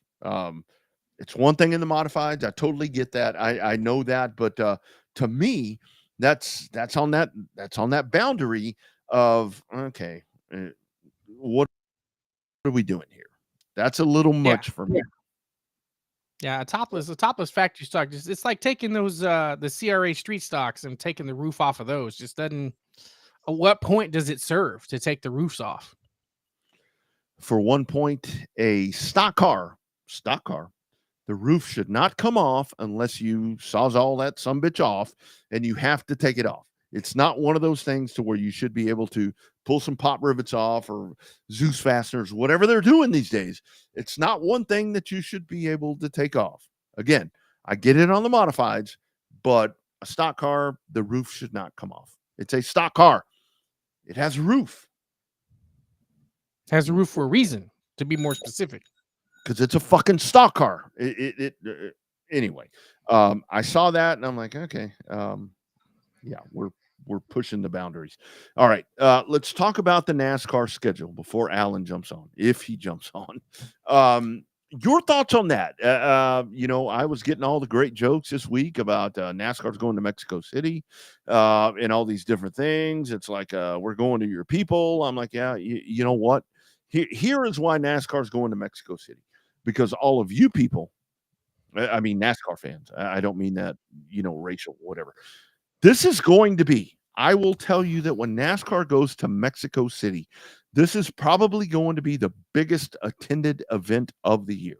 Because no doubt. Yeah. And it's like, why are they doing that? Well, you know what? NASCAR fans have given up. They're done with it. They don't want to go to the race. They don't want to do any of that stuff. They're finding places to where customers want to come. If you have a convenience store, you want people to come to your business. That's what NASCAR's doing right here. They're going to bring people in. This is going to be huge at Autodromo Rodriguez. Well, the biggest thing is that I never knew what the Xfinity races, Busch races down there were a complete commercial success. I think it was more of a safety issue coming back and forth to the States that kept that race from being run annually. But I also think that part of it is it just shows that's a demographic that's untapped, that has the untapped potential right there. Obviously, Daniel Suarez Amigos, they're a big force to be reckoned with there at the racetrack any weekend. But now you got the pressure. I mean, can you imagine the pressure that Daniel's going to be under racing in Mexico? If he wins that race, they're going to rip apart them grandstands. That'd be like winning the Daytona 500 for Daniel Suarez. But part of it that's cool to me is that it's another, okay, everybody's going to piss and moan because it's another road course on the schedule, but it's another chance for the Cup cars to race on a world famous Formula One circuit. They do it in Austin, and now they're going to do it in Mexico City. That to me is big for the sport when you're running the same race courses, granted be 2 corners shorter there in Mexico City. But that's pretty big for the Cup Series to be racing the same racetracks as Formula One. So that I worry that the COTA market may be affected by the Mexico City race. Yeah, I think where they did a good job with that is in the sense where they actually took the COTA date and kind of flipped it with TMS. So I think that's one thing to where there's going to be enough space in there, with COTA, because I think COTA is March 2nd. Number 3, third race of the season. Yeah, third race of the year, and Mexico City's a little bit deeper down in there. But obviously the first thoughts that I saw was, the crime. I mean, all the different things that are going to happen, and I'm like, if you've been to downtown Mexico City, it's nicer than most places in the States. And I mean, this is really something that I've had conversations with Max Calles about, to where it's like with Brazil, to where it's like NASCAR drivers, race drivers in Brazil are like, Dak Prescott. I mean, you name LeBron James. I mean, these are the biggest stars that people have ever seen. And I think that Mexico market is the same thing. And in that spot in Mexico City, and this is where I invite people to kind of do your geography lesson. Take the Mexico part out of it. Look at Mexico City. This is in a really, really good part of Mexico City. And I think that there's a lot of influential people there that are going to want to be a part of this. And I think it's one of those things to where I do say, for the folks, why are they going to Mexico? Why do they want to go to Canada? Well, you don't want them here. You don't want them here. Folks are bitching about Richmond. Well, Richmond lost a race. Well, nobody went. I mean, nobody went. I mean, and that's the biggest thing to me, Bobby, where I think that the Rockingham thing is going to be, I'm looking forward to that for one thing, because they're going back there, but the outcry, I mean, they should come back to the Rock, all this, that, and the other. You better show up. You better show up. You get one chance. And you better get your ass there. I mean, look at St. Louis now in the playoffs. It only holds 45, 50,000 people, but that race was sold out every year they had it the last 3 years. So now they get rewarded by getting a race inside the NASCAR playoffs. That's pretty cool. Iowa did the same thing, sold out. Now, granted, it's still probably on the schedule because they couldn't get Montreal up and running on the schedule. But look at Nashville. When they went back to Nashville, that was an Xfinity-only series that ran there, and then they sold out the Cup race within minutes of having that race up there. So it's all about going to the places where the people need to be. This street racing stuff, you're going to start seeing them run in Denver. You're going to see a street. I would say you see a street race in Seattle, but you got Portland up there, which I'm disappointed in the schedule. They took the Xfinity series out of Darlington for Labor Day weekend and moved that to the road course there in Portland. I don't like that idea. I don't think that's good for business, because that's I think they basically gave that courtesy date when they took that race away from Darlington. They gave it to Rockingham because they're virtually within the same damn market. They're probably not 75 miles apart. Yeah. And, a lot of what goes into this is NASCAR is going to feed, the races that are, that are on the schedule, they're going to feed them to the markets that support them. And, I know it's a tough thing, TV and streaming and all that changes lots of things, but it really does come down to, what looks good on TV, full crowds. I mean, the market that wants to fill the stands, or at least as much as possible, that's where they're going to put these things. And I think it's a great thing, that you go back to with Daytona being the last race before the cutoff thing. I mean, I think that's great. And then you start at Darlington. I mean, that's kind of a double-edged thing right there. I think this year would have been amazing with Harrison Burton winning this past Sunday, Saturday, whenever it was. I think that would have been really cool this year, because now you go into the playoffs and that dude, and I want your thoughts, because I know that you and I were kind of going back and forth to where you get the dude with the point that the win and end thing is something that's caused a lot of conversation. I think if somebody else would have won, it'd be different, but the guy that kind of snuck his way in there, and he's going to be the first one out. I mean, there's no doubt about it. There's no doubt about it. Yeah, I mean, I think that he played by the same rules that everybody else played with, though, right? They don't have the cap on it. You just have to be a full-time driver, attempt all the races without a waiver, and he just happened to win because they had 3 or 4 gigantic clusters there at Daytona that took out all the heavy hitters. We've seen it before. That's why Daytona and Talladega always produce a surprise winner, because you got to survive to the finish line at Daytona and Talladega, because there were 3, Kyle Larson stepped on it a couple of times and caused a couple of big wrecks. But in terms of, the way to survive that, I mean, they had 3 big ones at Daytona that took out 3/4 of the field. So I think it just became a way to survive. He played the same rules as everybody else, but he's probably going to be the first out, and that he's going to be that first 4 eliminated. But it's not impossible. I mean, look at Joey Logano last year. He was out in the first round, had issues 3 races in a row, didn't have the points cushion he needed, and he was bounced. So, I mean, I think that the NASCAR gets the drama they want with the playoffs without actually having to build drama into it. And I think that's the case. The crazy thing about this schedule coming up is that they get the Easter weekend break. They get one off weekend in 2025, and that's the Easter break for the Cup Series. Other than that, they run 38 out of 39 consecutive weeks. Longest season in professional sports. Yeah. And I do like in the sense that they have kind of shaken some of that playoff stuff around, to where it's like, it's not the same, whatever. I mean, they've gone in. I mean, the fact that, you've got Darlington now starting that thing. And I like that. New Hampshire back into the playoffs. And again, that's your good customers. I mean, that's the people that want to be a part of what you're doing. And that's really what it's all about. That's what it's all about. And it's not impossible to get a race back. Look at Darlington.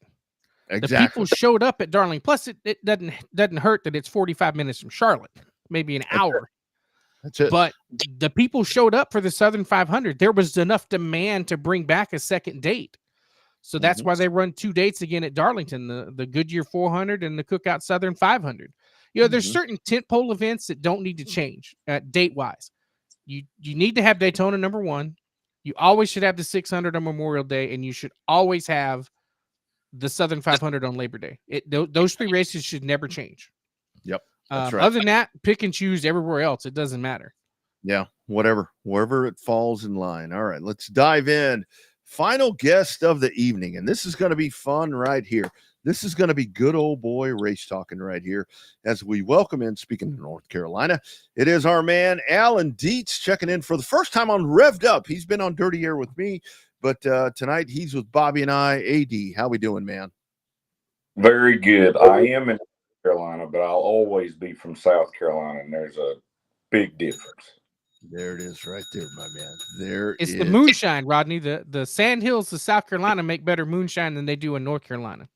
I've had them both. I prefer the South Carolina moonshine.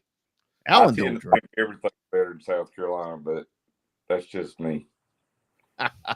Alan, you were on the call this past weekend for the Oxford 250 on Racing America, and that's one of those races to where the staple. I think a lot of folks down south don't realize how big that race is. And then I know there was some weather and everything that happened right there, but damn it, you get this thing done and you get a good dude that wins that race. Kind of walk us through that whole Sunday that you endured right there. Well, I always felt like I appreciated the Oxford 250 because, when I was growing up, I knew it was a Busch Series race. Yeah. And a Busch North race and stuff. So I had some appreciation from it, from that end. But when I worked for Pass South, which started back in 2006, my appreciation for it really grew. And then I was able to go to it for the first time, I think, back in 2020. And it just, a lot of people compare it to the Snowball Derby. Mm-hmm. And I think in prominence, I think that's fair. I think if you ran the Snowball Derby at the end of August, I don't know that you could get as many cars as the Oxford 250 does at the end of August. But the tracks are different. You don't qualify. The heat races are totally random to draw, and you have the intensity of Snowball Derby qualifying in those heat races. And then the race, like I said, the tracks are just so different. I mean, Oxford is the only 3rd-mile racetrack that I know of that you can comfortably race 3 wide around in a late model. And honestly, you can get away with 4 wide. It's tricky, but you can get away with it. And this is the best that Bubba Pollard has ran in that race since he won it back in 2018. I thought he had a pretty good car last year, but I don't think he ended up finishing. I think he got kind of collected up in something, which is easy at Oxford. But, for that race to come down to Tim Brackett, to come down to not Tim Brackett. Why can't I think of this right now? Who won it? Jeff Taylor. Yeah. Come on, Alan. What the hell? My brain, after coming off weekend like the two and having to remember all that stuff and calling and stuff, my brain's kind of like scrambled for a few days. So it's kind of hard. But, you know, you got a guy like Jeff Taylor who, for comparison's sake, would be like David Rogers at New Smyrna. It would be like, you know, Mike Eddy was an ASA, Jody Ridley was an All-Pro. That's what Jeff Taylor is at Oxford, a 9-time champion who I think had finished second 3 times. He's a great car builder and only races once a year, only races in Oxford 250. Then you got Bubba Pollard coming up from the south, and then you got DJ Shaw, again, who, you know, his dad ran it and never won it. DJ's finished second in it 3 times. And I think DJ was the youngest one out of the bunch, and he and Bubba are both, you know, around 35. And I just thought it was nice to see men out there racing for it. And there are kids out there, but to go out there beating and banging and running into each other, that was a hard fought race, last 50 or 75 laps, and they raced it like men. And you know, at the end of the day, Jeff Taylor was able to come home with the win, which is a great story and caps off a great career for him. So if he never does it, he, you know, maybe he doesn't ever do it again. But the other thing I appreciated, and we posted it on our comments, is there's always excuses for these guys from the South and the Midwest as to why they don't go to Oxford. Well, it was the ride height rule. Well, that rule's gone away. Well, we don't like running heat races. Well, there's a word for that, but I can't use it on air. And I'm a little bit freer about how I can talk right now because I don't have. Bring it on, buddy. Yeah, I don't. So, you know, all of these guys that you know, mind the 250 and always want to talk about how great Snowball Derby is, which the Snowball Derby is great, until they get up there and man up and race at the Oxford 250. In my opinion, they could win 10 Snowball Derbies, and it don't matter. Rich Bickle won 5 Snowball Derbies. I think he only raced at the 250 one time, but he made it, and he tried to go up there. Bubba's raced in it. Preston Peltier's raced in it. Jay Fogelman raced in it. Stephen Nassie went up there a couple of years ago and didn't qualify, but at least he went up there.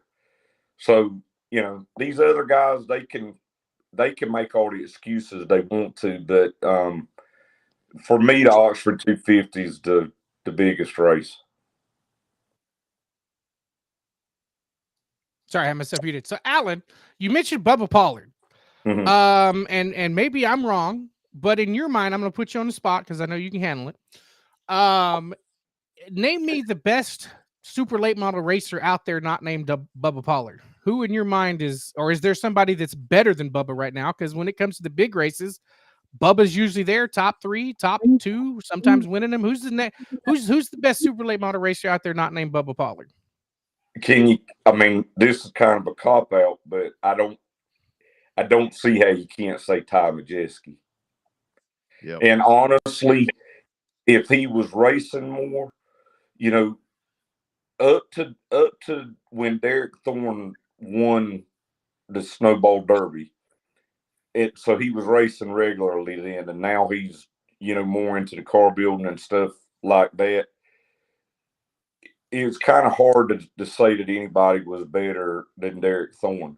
But again, the thing about Bubba Pollard is Bubba has raced in Washington and was competitive. He raced in Idaho and was competitive. He raced in Maine. He races in Florida. He raced all over. He raced in Berlin and won. You know, I mean, it's not even close because nobody else is doing what he's doing. You know, and in dirt late model racing, you've got 15 Bubba Pollard. And right now in super late model racing, there's one Bubba Pollard, and it's not even close. Mm-hmm. Alan, I've asked drivers this all the time, you know, on Dirty Air, on this show. when it comes to kind of what you're talking about right there with the Oxford 250 and up north and south, it really seems like to me that there's a different mindset with those drivers. I mean, down south, we seem to be a little more aggressive. We kind of seem to, doing whatever. I sit Be there a and I lot younger. yeah, a lot younger. I watch those guys up north, and those guys have all sorts of respect for each other, and they are not going to freaking rub each other. I mean, shit's going to happen on the track. Yeah. Shit's going to happen on the track. But that really is a different mindset up there. Well, you look at Max Cookson and Gabe Brown and Jimmy Renfro, and you can go through the list of really talented guys in their late teens and early 20s. And they don't go out there and wreck a bunch of stuff like a bunch of these guys did when they were driving Legends cars. These guys are young, but they're not coming with their dad's money, quite frankly. The best example that I can give you is when they ran the first Easter Bunny at Hickory in 2006. That was you had a pretty good contingent of guys that had ran the Big Ten in the South. You had about 10 or 12 guys that had come from Maine. Chuck Barnes came from Kentucky. You had a couple of guys in the Midwest now. And I remember telling people, I said, these Southern guys are going to wipe the floor with these Yankees. They're going to kill. Well, Mike Rowe won that race.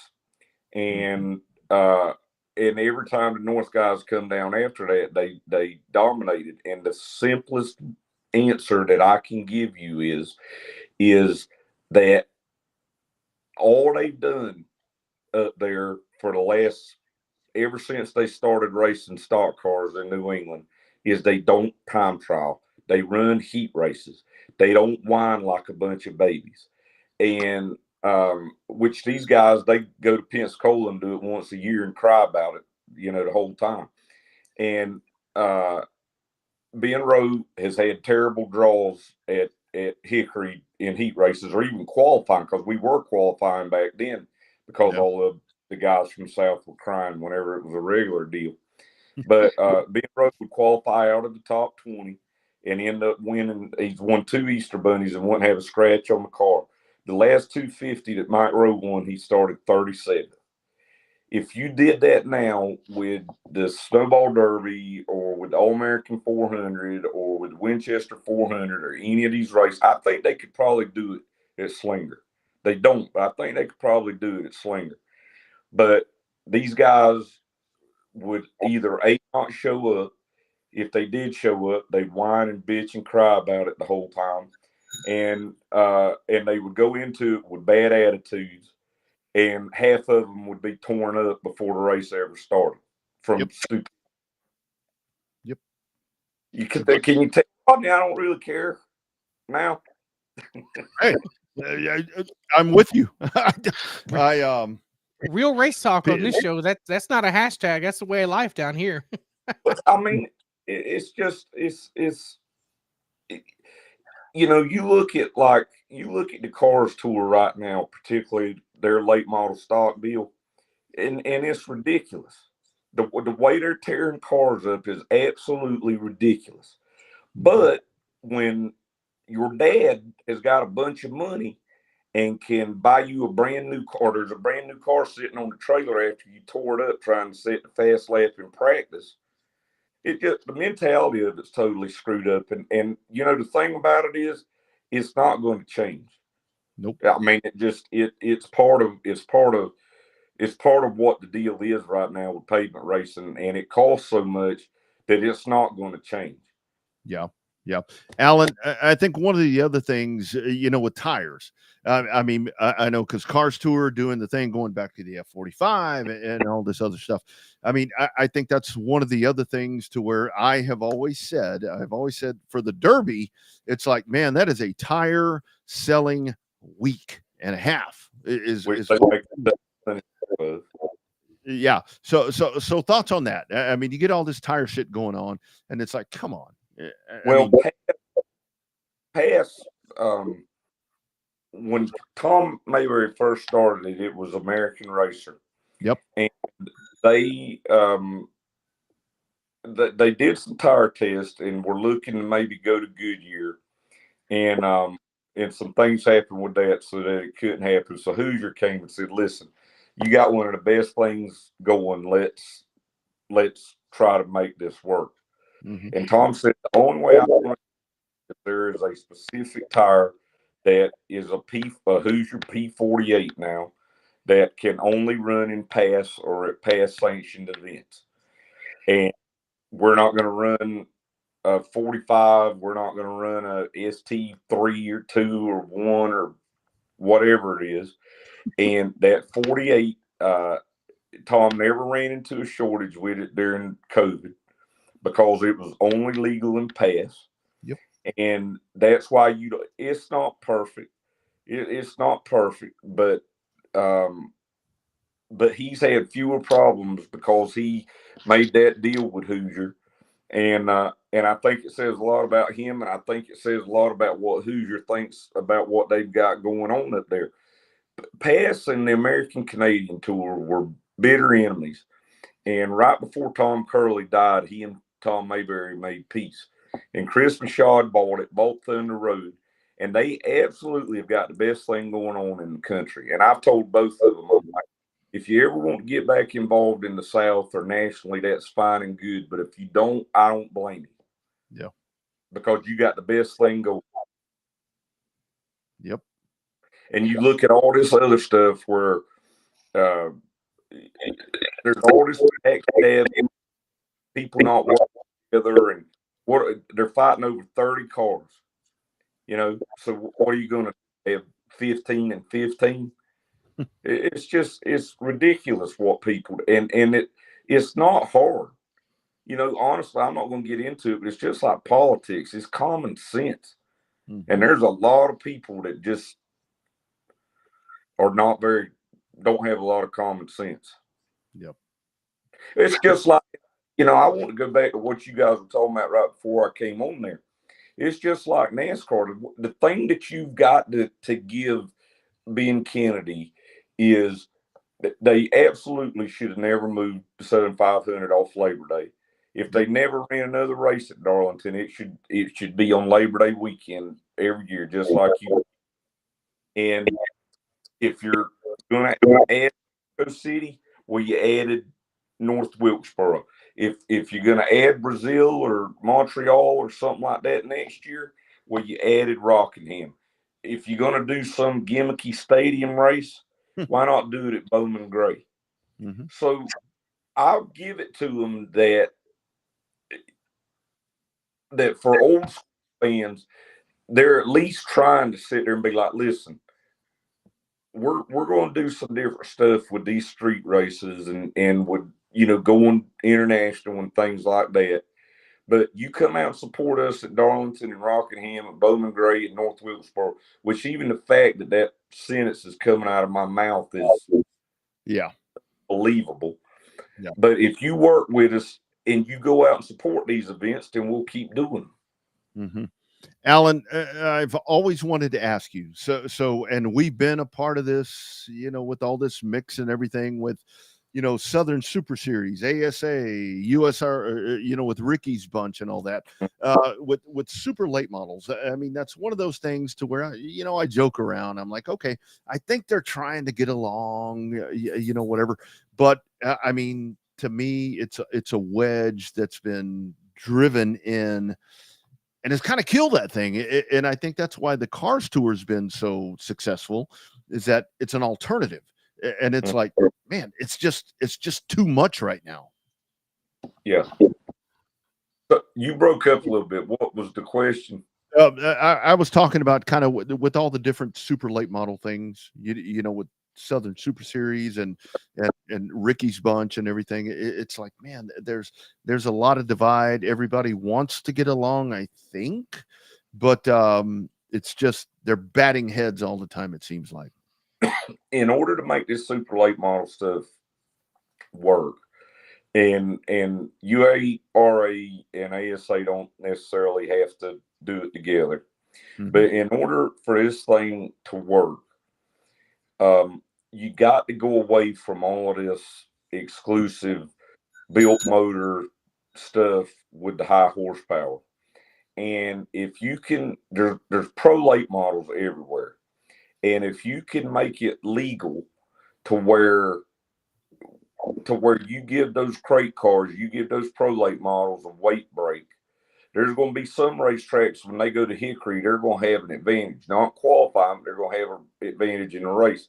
When they go to Nashville, they're not going to have that advantage, but at least they can be competitive with those crate motors. And until you, and listen, they don't want to do that because they want to try and have the best of both worlds and run a super race and pro late model race. But I think the thing that Ricky's got going for him in that deal with UARA is he does not have a pro late model component to it.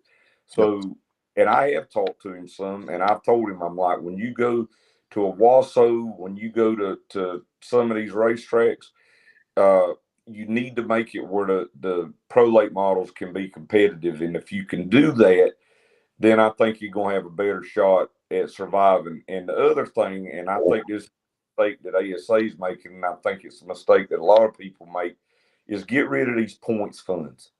It's a waste. I think there's one guy that's ran all the ASA races. And listen, I can go right down the same line with UARA. There's probably only 2 or 3 guys that's ran all of them. But at least the way that UARA's got it broke down, they can crown a champion based on money won. That's right. That's right.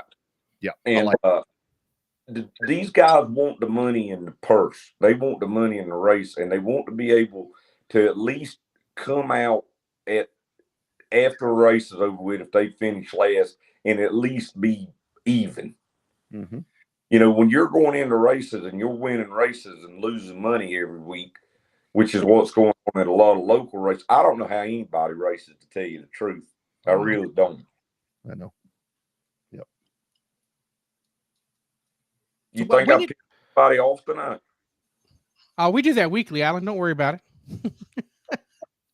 You stay on long enough. You stay on with us long enough, you'll learn that just let it roll off. I'm letting it go. Yeah. Go ahead, Bobby. I'm sorry. No. So go back. Let's go back to the Cars Tour. I am on the fence. I love watching the racing. But in my mind, I've said the Cars Tour is too big. It's gotten too big for the level of drivers that are in it, in my opinion, for what that sounds kind of weird. Because now you've got 10 guys that can win the race, but they have that same Southern mentality that some of the super late models do about beating and knocking somebody out of the way. Am I totally off base thinking that the Cars Tour is just too big and they've got too much going on right now? No, you're not. And I think their pro late model division's okay, because I don't think it's gotten too out of hand, at least comparatively speaking. But Cars Tour pays good. I think they pay like $7,000 to win the late model stock races or something like that. But again, in the grand scheme of things, you're losing money. And the problem that they've got, that if they're not careful, is the Bobby McCartys, the Butterbean Queens, the guys like that are not tied in with one of the owners, that are not tied in with a manufacturer like GM or Toyota as a development driver. It's going to get to the place where you can't be a blue collar guy that works every day of the week and end up running in the thing. And I think that they know that. Now, whether or not they know how to fix it, I don't know about that. And right now, they're still on the sugar high of the new ownership group and things like that. But I think it's starting to wear thin. There's a joke. It's called the NASCAR's Tour for a reason. Yeah, it fits. Alan, I want to ask you about, because you see it. You see it all the time. We talk about pro late models, but you got the modifieds, you got the trucks, you've got all the different pure stocks, all these different feeder classes, support classes, whatever you want to call it. It really sucks. I mean, I know here in Texas, we're trying to get our feet underneath us, but man, it really seems like all those classes are really sucking across the country when it comes to pavement. And it's like those are the ones that I'd like to see. Trucks. I mean, to me, trucks, being in Texas, we used to kick ass in those, and now there are none. I mean, it makes it really hard when you look at the future of, if you want to call it local, bi-weekly, once a month, or whatever, asphalt short track racing. Well, where I have been critical of everybody, I have put a positive nugget in it. And I've not done that for ASA yet, and I want to do that. The Jet All-Stars is doing the best it's done in a long time. It's a pro lake model. If on a lower level, not about the same level, if you look at the smart modifieds, that's where I think that's where cars needs to get to that mentality, with maybe not 4 new tires every week and doing some things to keep the cost down, because Smart's done that in a place in the South where it was a really hard pull to try to get that going. But in UARA with their sportsman division, they're doing great. But below that, on a weekly level, I think it's 2 things. I was at Oxford last week, and if you go back and you look at the races on Friday and Saturday, they have their limiteds, and if you watch their weekly shows that have their their Ford Outlaws, which Ford Outlaws are doing great all over the country on dirt, pavement, whatever.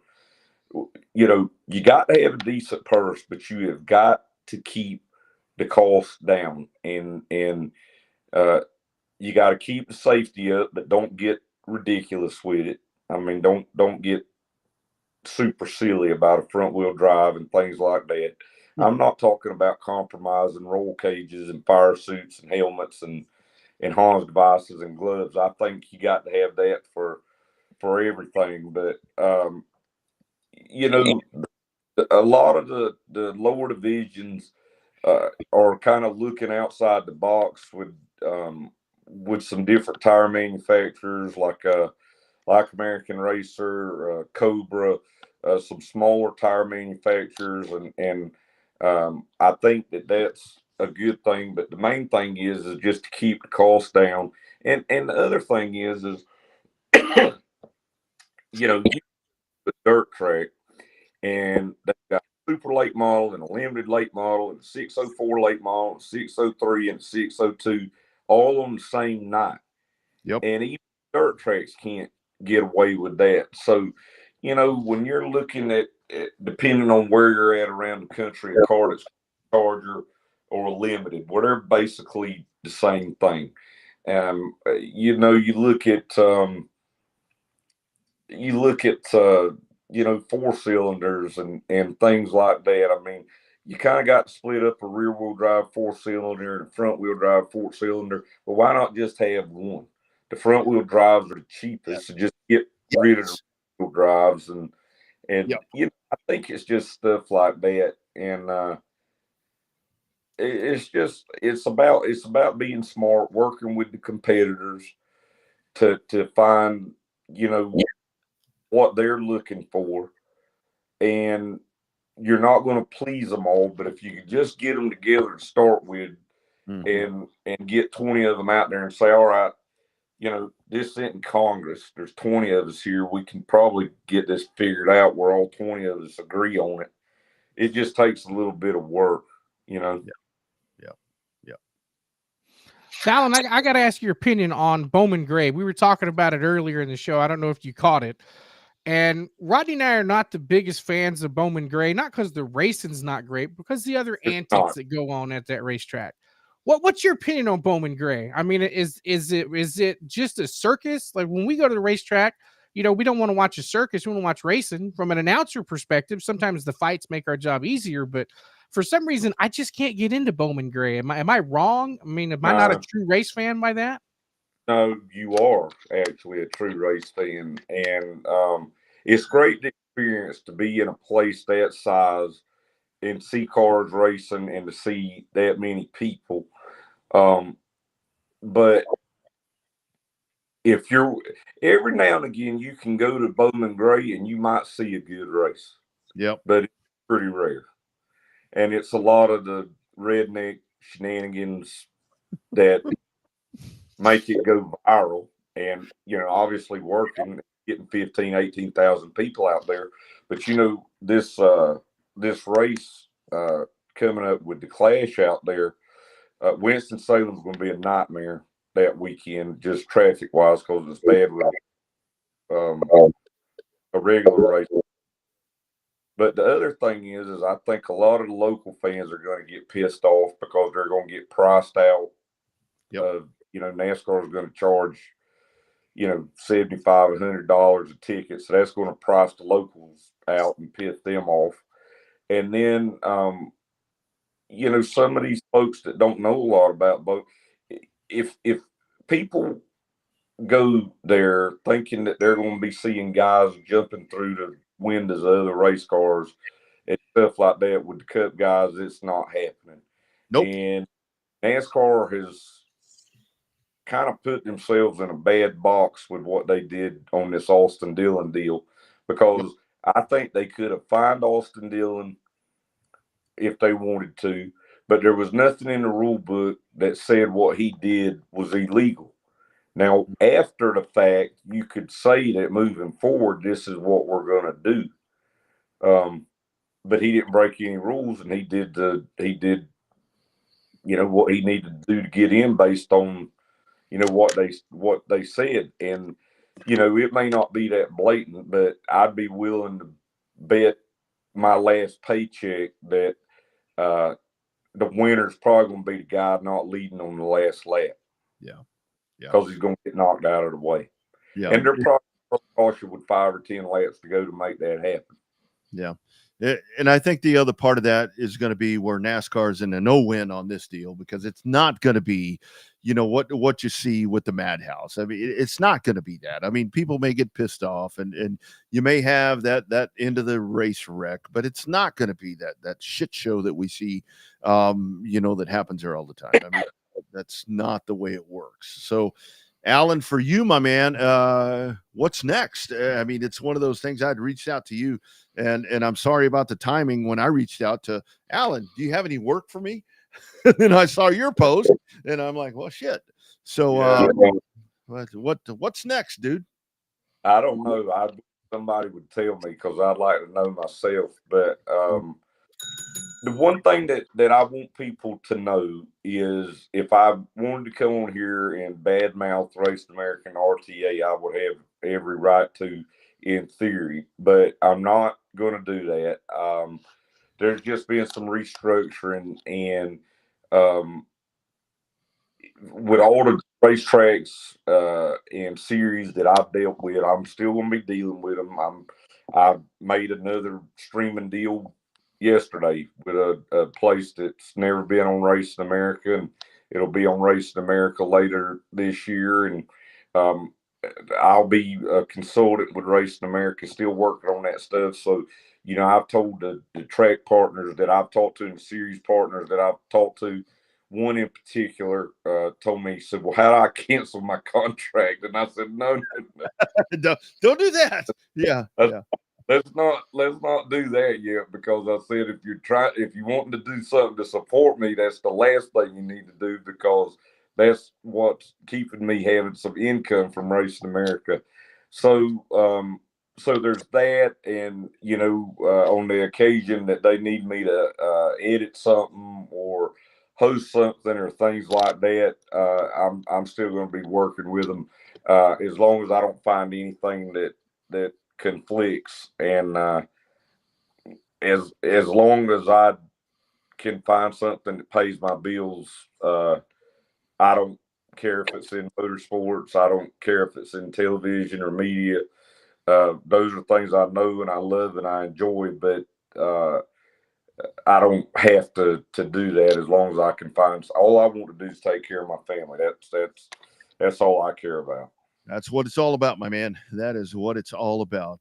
This has been a joy. The show, this is usually a Monday show. So anytime you want to sit here and just kind of let it fly, let me know. That's what we do.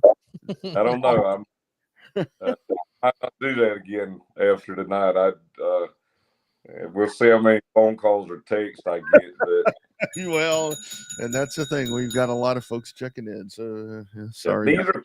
These are things I tell these tracks and promoters and stuff like that. And I'll tell you, and again, when I worked with Tom Mayberry, it was never my primary job.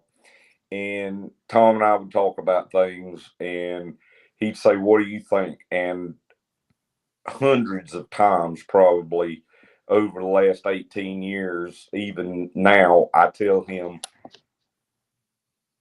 I don't have any money wrapped up in this. Yep. It's not money. I ain't losing a dime, whether or not we do this, or whether or not we do it or not. But this is what I think, and that's just the thing. Is it's what it may be, economically, feasibly, it doesn't work out. But and the other thing I want to say too, quick before we go is, Rod, hundreds literally of commercials for us on Racing America just this year, not counting what he started doing last year, and he's not made a red cent off of it. And I appreciate it because it's allowed me to get commercials turned around really quickly. These track partners appreciate it, and I want to thank everybody. This past weekend, bought the Oxford 250. I know they don't like paying outside of the subscriptions, and what I'm telling people now is you watch a regular UFC fight on ESPN, but the championship fights, you have to pay an additional fee on top of what your subscription is. And a large bulk of what we make off of these races goes back to the racetrack. Tom Mayberry is going to be very happy with what he gets out of this Oxford 250 for you fans. So I appreciate you guys supporting it. It was an all-time event for us. It was one of the most successful we've ever had. And I know it is aggravating for you folks, but I do appreciate y'all buying it. And I'll tell you another thing. I don't get a commission off of it either. So I really, really, really, from the bottom of my heart, because it ain't got anything to, obviously it has nothing to do with me and my job. Yeah. And Alan, I'll tell you, I mean, always a pleasure doing that for you. I mean, you've opened up. I mean, you put me on the national, front with Dirty Air and all the different things. So a lot of gratitude right there for you. And moving forward, I mean, let's keep doing this. That's what we do, my man. That's what we do. And my bosses at Race Great, I love them. They're doing everything they can do in this situation right now to look out for me. And maybe we come back around next year and I am back full time. And if that happens, I would be very happy. But I'm still going to be very involved. And I want people to continue to support Racing America. Absolutely. All right, my friend. Thank you for taking the time. Let's stay in touch. I'm sure we will. And thanks for shooting it from the hip, my man. All right. See y'all later. Take care. See you, Alan. Bye-bye. You bet. There he goes. Alan Dietz. # real race talk. That's what we do in this place. That's right. It's not just a slogan. It's a way of life on this show. That is what we do around here. And as you see, Bobby and I dressed up in our very nice apparel that we always wear. You never see my logo because of the way my camera is, but I have my shirt on. Yeah, of course you do. Of course you do. Those are all provided by our friends at On Demand Shirts. Of course, they are over in San Antonio, Texas. Quick word from our friends at On Demand Shirts.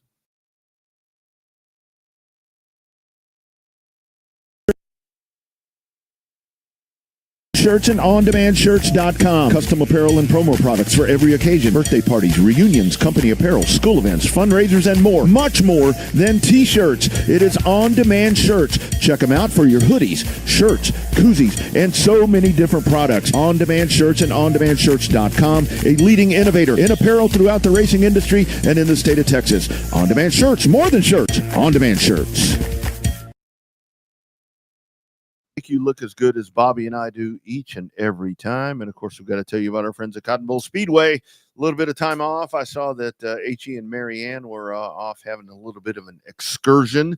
Very much deserved after lots of weeks doing their thing right there, Bobby. September 14th, Texas Dirt Truck Series making their way back in. And never a dull moment at the old Cotton Bowl. No, never a dull moment. As fast as that place is, as big as that place is, there's always action somewhere, somehow, some way. You just got to be there in person to catch it all.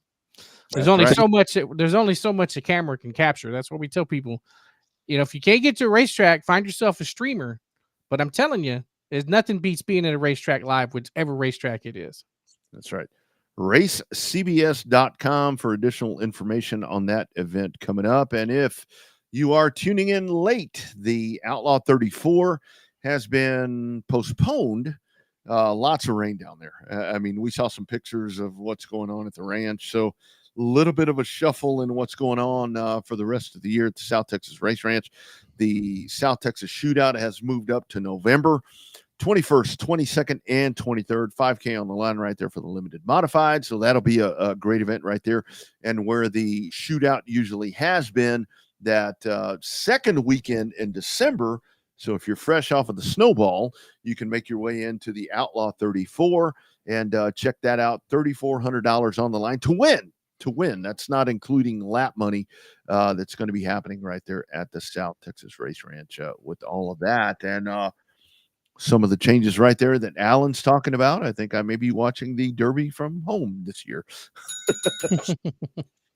So anyway, great conversation right there with Alan, and the whole thing is, I mean, he's it's one of those things. He's one of those guys, very influential. What he's done. I mean, with that transition, you know, you get a lot of folks that want to go back to the Speed 51 time, and that I mean, that was the heyday. I mean, that really was the heyday, and I think, Bobby, why that was the heyday is because nobody else was doing it. I mean, there wasn't anybody else. Wasn't anybody else doing it. Yeah, I mean, Speed 51 kind of set the mark for all of them. I mean, hell, we used to get excited when we had live updates, you know, on like a little message board thing. Oh, from the Snowball Derby. I mean, I remember sitting I remember iced out up in Bedford, Texas, in the middle of DFW, and sitting there listening to the radio broadcast on Speed 51 of the Snowball Derby the year that Chase Elliott won and got DQ'd. Yeah, and I mean that really was the thing right there to when all of that started happening, and this is where, I mean, it really does suck. I mean, you and I kind of go back and forth a lot to where when it comes to this show, everybody has a show. I mean, you look now, everybody has a podcast. I mean, there shows on every damn night. I mean, whether live or, well, there's not many live, but there's a lot of different podcasts and so forth. And I think that's why we try to stay as genuine as possible doing this live all the time. I mean, even if shit gets fucked up, I mean, it's like, okay, that's the way we've always done it. And it's kind of the same thing with that, to where Speed 51, when they were doing what they were doing, it was like a high quality TV broadcast of the Snowball Derby or the Rattler or whatever it was. And now you can turn on Flow I mean, I could hit Flow right now and there's events going on everywhere. And that's, you know, where this whole thing is revolutionized. And Alan is one of those guys that, I mean, is an integral part of that. I mean, behind the scenes guy. And then, you know, kind of he was kind of the one that was thrown in there as the programming guy with Racing America to where it's like, okay, you're the one. And kind of nice to let his hair down. He doesn't have hair, but great conversation right there. We'll podcast that some bitch for sure. Well, you know, as we said, there's no filters here. And we are indeed, especially around here, we are the show that started it all. If you don't believe it, go back and check 8 years of archives on RevvedUpSportsShow.com. Yeah, there's lots of it. Before we get out of here, we do want to pass on great thoughts. Our man Ricky Brooks talking there about UARA. Man, some really fucked up stuff right there. Ricky having a heart attack at one of the events, and luckily they were able to get him, in a good spot, and he's recuperating. He's got the best nurse of them all there with his wife. So hopefully everything's going to be good for Ricky. And I find it really hard to believe that you're going to be able to keep Ricky Brooks away from some of these UARA events. His ass going to be there. I mean, he may not be down there. He's going to be in that booth. He's going to be over there doing what Ricky does. That's right. You're not going to stop him. It might slow him down a little bit, but it definitely ain't going to stop him. Yeah, no doubt about it. All right, man. The weekend's coming up. Things are cooling off a little bit. We've got college football going on right now. Colorado down by 3 right now to North Dakota State. That's a -9 for Colorado in that thing right there. I wanted to throw some money down on that at Circa, but they didn't have it up on the board. But anyway, football's the rule and the roost of the week. You got racing events happening everywhere. Like we said, nothing in Corpus. But Robert, your plans, my friend. You got my text about the upset in Stillwater, right? I saw that. It's one of those things to where with Oklahoma State, and we were talking to some folks on one of the shows that we were doing, and it's like, they're like, why are you so invested still in the Big 12? And it's like, well, for one thing, the team that I cover has been a part of the Big 12 forever.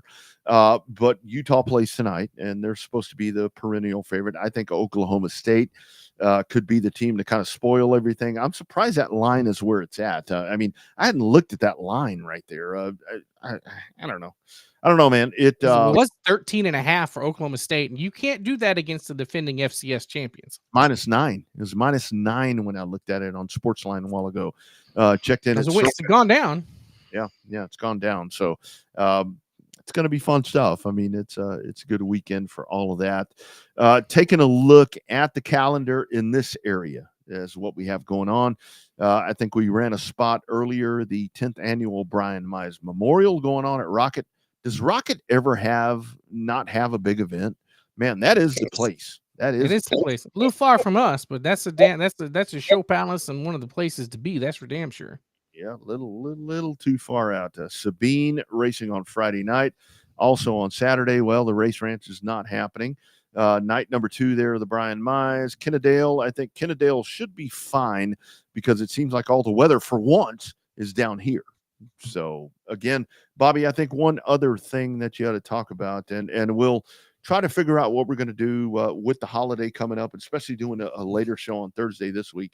Talk about Texana again. Because that big event coming up, kind of the re-grand opening and all that, I think that's really a big thing. Yeah, I don't get to be there for this one, unfortunately, but I get a chance to try to help out as much as I can. I think that it's crucial that they've got the hobby stock as one of the core groups of classes there because they could pull from 105. You can still run a pure stock from Corpus up there with minimal changes. Yep. And I just think that I think what they did with the limited mods by making it basically a challenge race, you can run, you can't run a B mod, but you can run USRA limited mods or IMCA Southern Sport mod. You just have to pick your rules and stay with it. I think that's going to help out a lot. Obviously, factory stocks are factory stocks. Their E-mod class is building. I think you're going to see a lot of the I-37 E-mods come down for that one. Some of the Corpus E-mods will come over. And then also race with some of the regulars there at Texana. So I think that, and then you got that Powder Puff Spectacular. Rachel will be in it. Rachel's done a good job promoting. Shouts of goodwill goes to our buddy Sean Folsom having that foot problem. Can't make it down there. Text him today. He's been out of pocket since the middle of July with his foot condition. So not a good deal, but $1 hot dogs, $1 sodas. I mean, it'll be the place to be in Flag City, USA coming up here on not this weekend, but next weekend. Yep. And I think the big thing with that is that if you want Texana to be able to, and, when we talked to Cord, he talked about, he had some promotional guys that were looking to be a part of that and looking to take that over. I think the whole thing is, if you want this thing to grow, it's like we were talking about with Rockingham. It's like, show up. Mm-hmm. I mean, you got to be there. You got 2 chances. Don't fill the place on September 7th and not show up for the next one. I mean, it's one thing to get online and talk about, I missed the place and I wish it was open and all this, that, and the other, all this bullshit. You got to support. You got to support. You got to go there. You got to go there and buy that stuff. I mean, buy the dollar hot dogs and buy the dollar sodas and just sit in the stands and watch the races. It's going to be cooler. And I think that hopefully that is going to be a great weekend.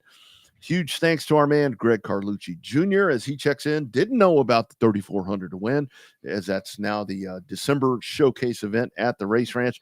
Rowdy Chouinard, well, that guy right there. He's in a good line of race winners right there. Big time family there. Yep. And our man, Alan Dietz, checking in with hashtag Real Race Talk. Good dude right there. All right, Bobby, enjoy your week, man. It's going to rain. It's going to rain. It's going to rain a lot. Yep. And then I guess no Monday show this week because we've got our fantasy football draft. So, oh, that's right. No Monday show this week. I don't know when we'll go on again, but just stay tuned to the social airwaves and we'll let you know when we know. That's right. If not, then everybody enjoy the happy Labor Day weekend and we'll catch you the week after. That's right. We'll do it again. It is hashtag Real Race Talk. We are in Texas. Bobby's down south. I am up north. Be sure and check the socials and all that good stuff happening right there. You guys have a great week. Be safe. Enjoy your long weekend. Revved Up Sports Show from right here in Texas.